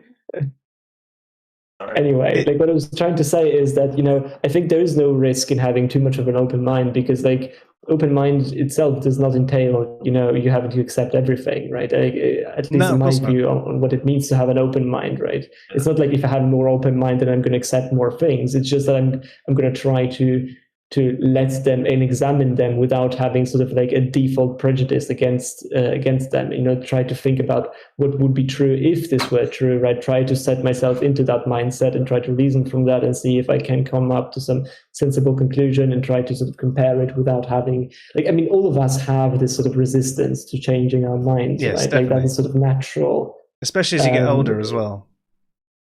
Exactly. You have more and more biases, more and more, because... Yeah, you're right. No, completely. Exactly. Yeah. And as you said, it can be hard. Yeah, it's definitely hard, right? Because you can feel like there's a lot of pride and ego associated with, what you believe in as well, right? Like what you believe to be true, and changing that can be painful, especially like a lot of people that they converted actually can tell you how painful it is to convert from something that they deeply held as true. So that is another thing, right? So it's natural, but I think open-mindedness is not at risk of making you accept anything, because it doesn't entail that you'd have to, actually take that in and without good reason, right? And if there is good reason, then maybe you should actually consider it, right? So yeah. No, that's true. I mean, you're right. I mean, it could be entering, so for example, like the anti-vax thing, you could be entering the situation with so many biases against the government and science and things like that. Actually, you're not open-minded. But again, that's showing that they think they're open-minded because they're going against the mainstream. And that tends to be what most people think of when they go, no, I'm open-minded, because I don't go with what the mainstream says. But there are certain disciplines where, especially things like medicine or science in general, where the mainstream is highly evidenced. And it can be wrong at times. It can be. We're not saying that it can't be. It's not perfect. It's far from it. But there's the reason something like science has a mainstream, and rejecting it is kind of ridiculous and lends you to places like flat Earth, or a 6,000-year-old homeopathy. If we're talking about medicine, homeopathy. Yeah. Super diluted virgin water. Yeah. No, there's loads of things that are that have no. And people will say you're being closed-minded by not accepting that this thing works. Oh yeah, this happens all the time, right?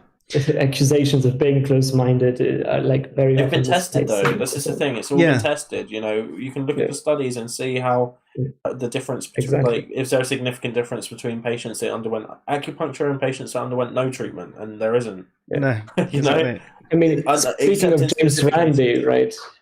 Like Randi is famous for being very much very outspoken against homeopathy, and he did some. The only thing cured by homeopathy is prosperity.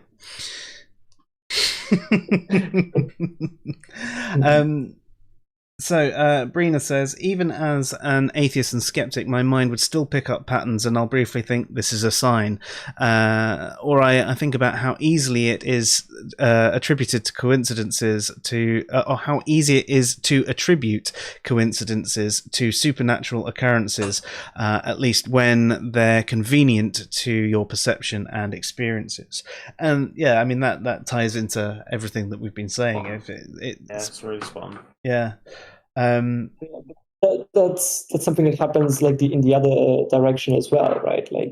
It's very often that you're gonna, and that I think it's quite natural to do that, right? And that's why you have to be careful, right? Because sometimes you're gonna dismiss any supernatural experience without even trying to figure out the data, right? But then how are you supposed to argue that miracles are not evidence of the supernatural if you don't even know what is going on, right? I think I have I'll openly admit I have a bias against these things, right? If someone comes up to me and says oh look, I had this supernatural experience, right? I'm going to be skeptical by default, right? But I think it's helpful to try to figure out exactly what happened, right? And then if you're going to be right about your previous assumptions, probably you're going to find out that you have good reasons to be skeptical. But you believing that without having good reasons on the when you first encounter it, depending on how you look at it, might be irrational to some extent. But this is where stuff like the James Randi challenge, right, come into their own, because you would have thought that if somebody did have supernatural powers in some capacity, whatever powers they are, telekinesis, even if it's just not, it doesn't necessarily have to be like God related, just any kind of supernatural powers, or even, I guess, natural powers that were like special, like magical powers, or superhero powers, or whatever. You'd expect that would have been one. Yeah, for $1 million. Yeah.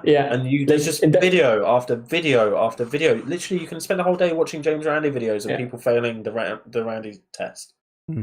Yeah, I think that gives you good inductive reason to have these sorts of biases, right? I don't think they're completely unjustified, right? But it's like there's committing like sort of a black swan fallacy in a sense, right? If you go too much into this, so that's why you have to calibrate these things carefully and tread these things carefully. But I don't think it's unreasonable to be skeptical of these things, right? Like I think actually I find it pretty you could form again a valid argument from this, right? Like if people if the supernatural existed or something like that, or exists, then the $1 million prize from Randi would have been won. But that didn't happen, right? So the supernatural doesn't exist, right? This is a valid argument, right? A valid deductive argument. And you can argue, again, for both premises, I think. For one premise, it's just factually the case. And for the first premise, I think you can have this reasonable expectation. So, I don't think it's completely unreasonable, these sorts of things, right? But I think it's you have to be still careful and in how you view these things if you want to actually consider these things honestly, right? At least that's my I agree. There's a few more comments. So Brina also says, speaking of people having a hard time understanding people hallucinating in that way, what is truly disturbing outside of taking hallucinogens is some people's responses to those that have mental disorders that cause hallucinations like schizophrenia. There's a TikToker that has schizophrenia and draws their hallucinations. And the number of people in the comments saying those aren't hallucinations, those are supernatural experiences, is also so deeply disturbing. Thankfully, this person was secure in their mental health and diagnosis, but those types of comments can be so triggering to those who have trouble holding on to their grip of reality. And that's a very fair point to what you're saying there. It's similar to what you were talking about earlier, about how the attitude of a society can alter the perception of someone who suffers with psychosis or something like that. And that particular person could suddenly start believing that actually maybe they are, have a delusion about their hallucinations and believe. Yeah, if we think about it, so people in the Caribbean tend to have positive hallucinations, because it's accepted. People in the States, in religious communities, especially the Catholic community, they're at a real risk, right? Because Catholics tend to believe that any kind of hallucination or any kind of hallucination, auditory or whatever, is demonological. It's satanistic. I don't even know if those two are words. I just made up two words. That's fun. But it comes from that kind of that evil space, right? And that leads to very negative hallucinations because people are trying to repress it. They're trying to ignore it. They're getting these really bad things, and that ends up ending with exorcisms.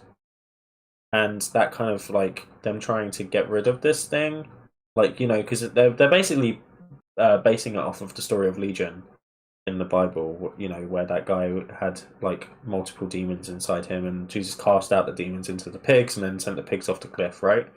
So they're doing the same. They're imagining that in their heads, and then they're saying, okay, well, these are demons then, so we need to cast them out. We need to do exorcisms. People die in exorcisms. So many people have died in exorcisms. It's shocking, absolutely shocking. So there's a real actual bodily risk to people, especially I think in the States, who are part of these really strong like religious backgrounds, who experience mental illness, and that is not helped by the horror genre in a lot of ways that use mental illness as a kind of like a core theme within their films to direct that kind of like story, right? Because they do it, and it frustrates me, you know, where they'll have like somebody who is mentally ill, but people are like, oh, maybe it's demons or whatever, and then it ends up being demons, and that will scare these people even more into thinking, oh, it will be demons, you know, like we need an exorcist because the exorcist wins or whatever, or the exorcist is overpowered. I don't know, but it's you know, I think it's an old freaking like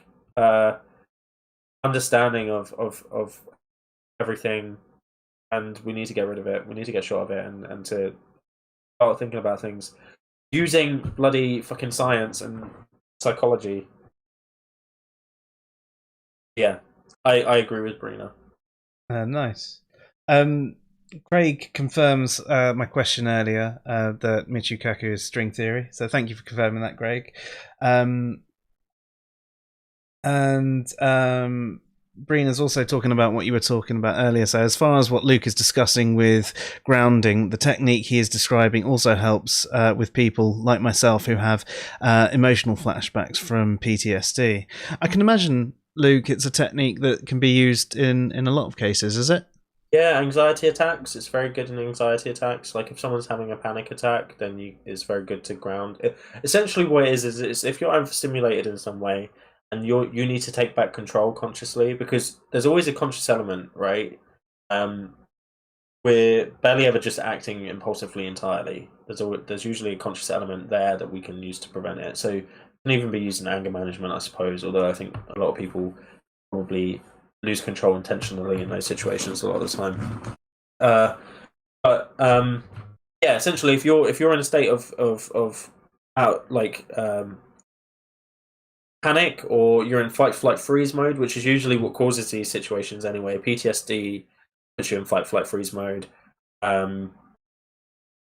Anxiety attacks puts you in fight, flight, freeze mode. All of this stuff. Anger technically is fight. Yeah, you can use these grounding techniques to bring yourself back to your actual environment, figure out where you are, and it just like kind of alleviates all the like adrenaline in your body and stuff. It kind of like you're starting to process information consciously, which distracts your like it takes power away from that subconscious, which is driving the anxiety. So it's very good. It's a very good technique. It's very simple. It's very easy to remember. It's just 5, 4, 3, 2, 1, and then you can use it anywhere at any time, and you're always going to have sensory data to do it.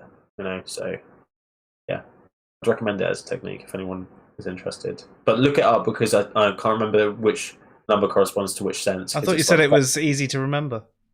It is easy to remember when. Yeah, I don't use it myself, so I can't remember which. It's like 5 things you can see. It's fine. It's fine. I'm just riding you. I don't We know. need to change the thumbnail. Bearded Heretic destroyed on stream. Craig's not even here. Just put it as Craig destroys Bearded Heretic anyway. He'll love that. Hello, Dave. Nice to see you. Hopefully, you've managed to hand in your final assignment. Looking forward to seeing you back on stream on Thursday. Because I mean, I'll cover it off more, but Thursday is going to be my last stream for at least 2 weeks. And exciting times, though. Well, scary times. No, I mean, exciting. Positive framing. Positive framing. Interesting. Times. Exciting can be scary, but scary's not always exciting. Exciting times. Just skimming through the rest of the comments.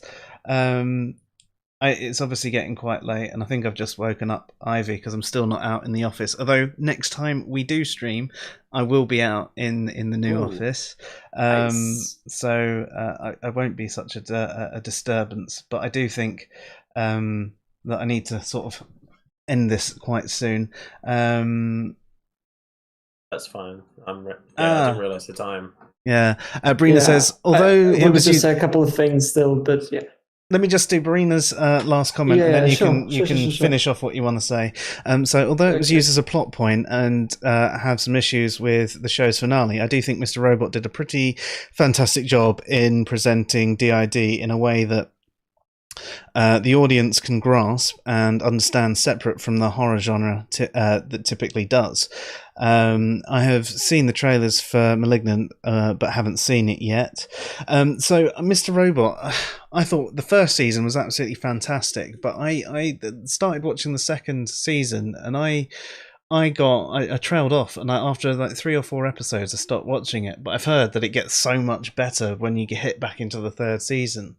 But have you seen it? Honestly, the first season was so gripping. Although you've kind of got one of the spoilers there, which is a shame because it's something that you don't realise at the beginning. But yeah, I mean, I think Bruno, something that might interest you is our stream on superheroes and mental illness.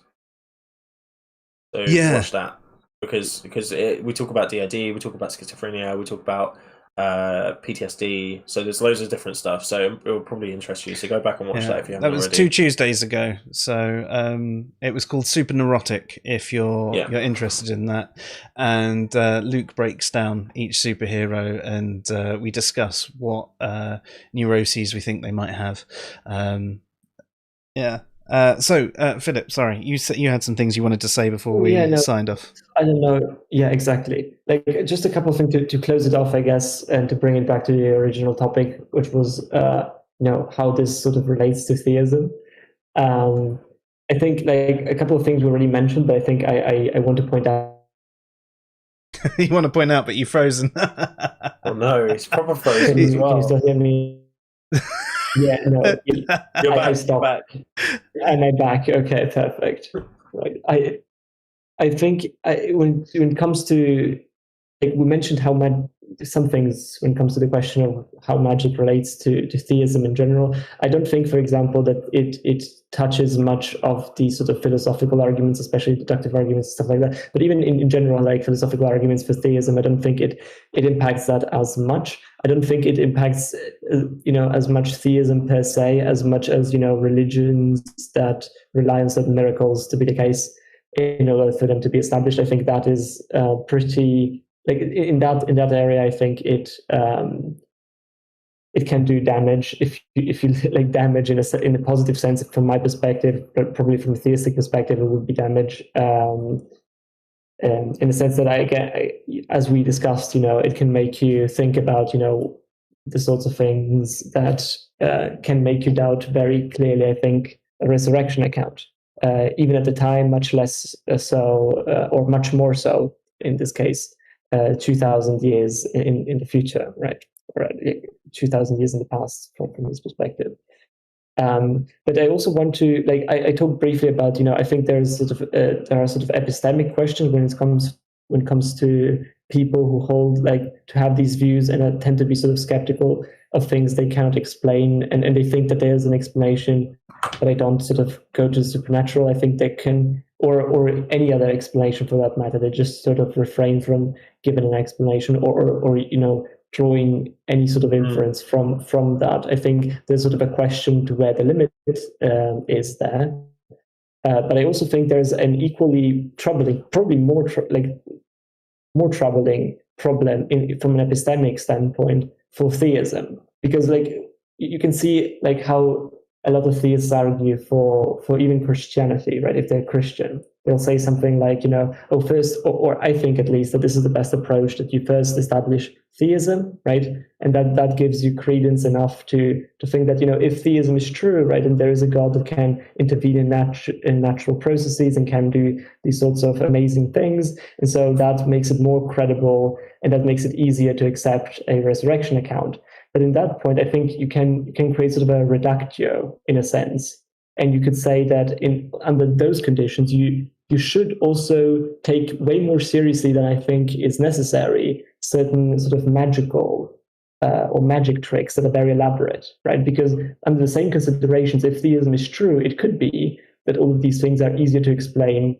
You're going to have a much easier time to explain these things, like assuming that, you know, God is intervening in nature, right? Because if theism is true, these things are possible, right? So even though miracles are rare, they're still possible, and so you're having a much harder time to exclude those kinds of explanation, which I think should be excluded for certain magic tricks, because they're obviously magic tricks, right? But like what I think the theist has as an epistemic problem is that he'll have to have like these two hypotheses, that maybe this magician is actually like God guided or something like that, right? Maybe he's actually giving you a message from God, or is it just a trick, right? I think these two are going to be much closer than for a naturalist, for example. And I think the fact that they're so close, and the fact that in certain examples probably you would be tempted to give more explanatory power to theism even, right? If you treat theism as a very plausible hypothesis, I think that is a very good reductio, because I don't think you should be treating these things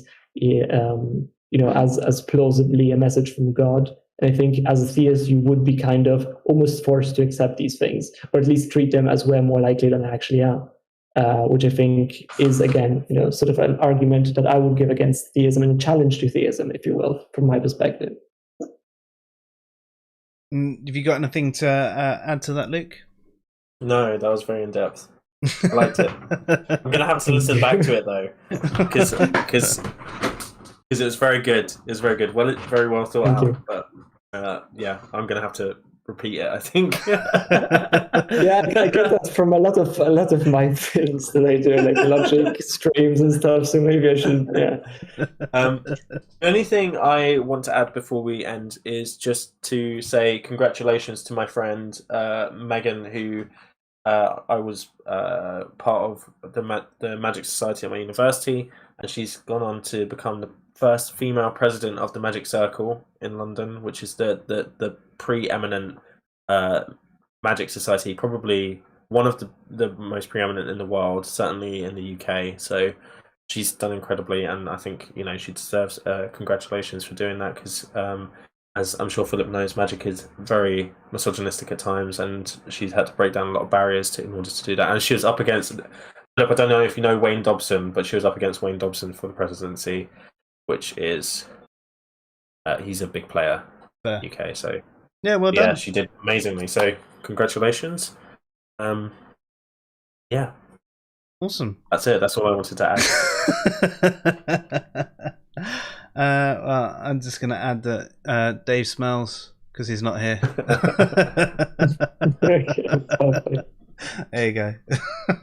No, thank you very much for tonight's stream, guys. It was enlightening. It made me think about things in a slightly different way, and I even at one point answered one of my own questions that I'd asked, you know, sort of hour before.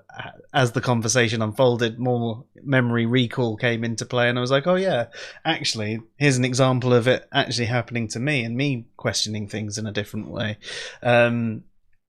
So I'd also like to thank the audience as well, especially all those that participated with some fantastic comments and interaction. Always great to have you here. I mean, it's one of the things I enjoy about the streams the most, all of you guys interacting. So please, anyone that does watch these streams, please jump on the chat with us and just say hello and ask some questions or tell us we're idiots. It's cool, you know. I'd probably agree with you. For anyone that's catching the rerun, please, you know, leave us a comment, or if you're listening to the podcast, you can leave a comment on the site as well. It's always great to hear from our audience, and if you have any requests for the future, or you want to contradict anything, or you want to contest anything that's said and come on stream with us, please do so. Thursday stream, we're going to be answering Trinity Radio's 10 questions for atheists. Now, you might remember Dave and I doing this. It was one of our earlier streams, and we really enjoyed doing that stream and had some good interaction with Braxton. We actually answered the 10 questions twice because Steve then asked us to come onto his stream and do it with him as well. So we jumped on and did it there as well. But this is a new 10 questions. Neither Luke nor I have actually watched the 10 questions yet, but Philip and Dave have. So you're going to have a mixture of prepared answers and gut reactions. Uninformed as well. Uninformed, because I don't know how philosophical they're going to be. So I'll just be like, well, it's bullshit. Hopefully it's going to be a really fun stream, and as I mentioned, it's going to be the last one for a couple of weeks for me. There are going to be some videos released, and I don't know if Dave is going to jump on with you guys at all over the next couple of weeks, or wait until we're all back and can all be together. But if you don't know, my wife's having a cesarean next week. It's just the date's been pushed back to the Wednesday, but I'm still not going to stream on the Tuesday. And then I've got 2 weeks off, and obviously when you've had a cesarean, it's quite a major operation. She's not really going to be able to move much over a couple of weeks. So that is basically where I will be. As I said, I'm going to try and get some videos and things like that recorded over this week and scheduled for that time. And I know Dave is also preparing a couple of videos. And in fact, you guys have one each coming too, don't you? Really basic NLP technique, don't you guys? Yeah. Yes. Yeah. Yeah, absolutely. Wait. Do I have a video coming out? Meet the airheads. Exactly. Oh yeah. Do I have to make that? Yeah. I have to make it. Yeah, you do. I don't need help with that, I'm afraid. You got mad skills. Look, I've seen some of your work. We're workshop.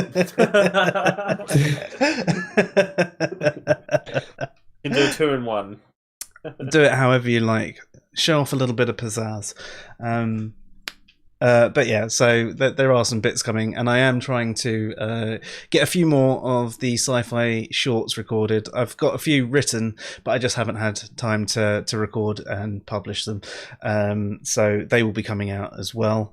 I've been playing around with different dates and times to release things on, just to try and find out when we can capture the most people. Because I think most of our audience is actually a bit later, and I would like us, if it wasn't for the fact that time zones existed, to be able to interact with as many people as possible on our live streams as well. But yeah, thank you everybody, and obviously both of you, thank you so much for being here tonight. It was really enjoyable. So, as always. Yeah. And you're both here on Thursday as well, aren't you? Yeah. Cool. Oh yeah, I should be. Yeah. I will be. Yeah. I'm committing. Yeah. Yeah. Yeah. Oh dear. All right. Well, thank you everybody. You have been watching the Fresh Air Sci-Fi Show, and I'm Joe. I'm Luke. And I'm Philip. Have a good night, all. Good night. Good night, all. That was my favorite impression.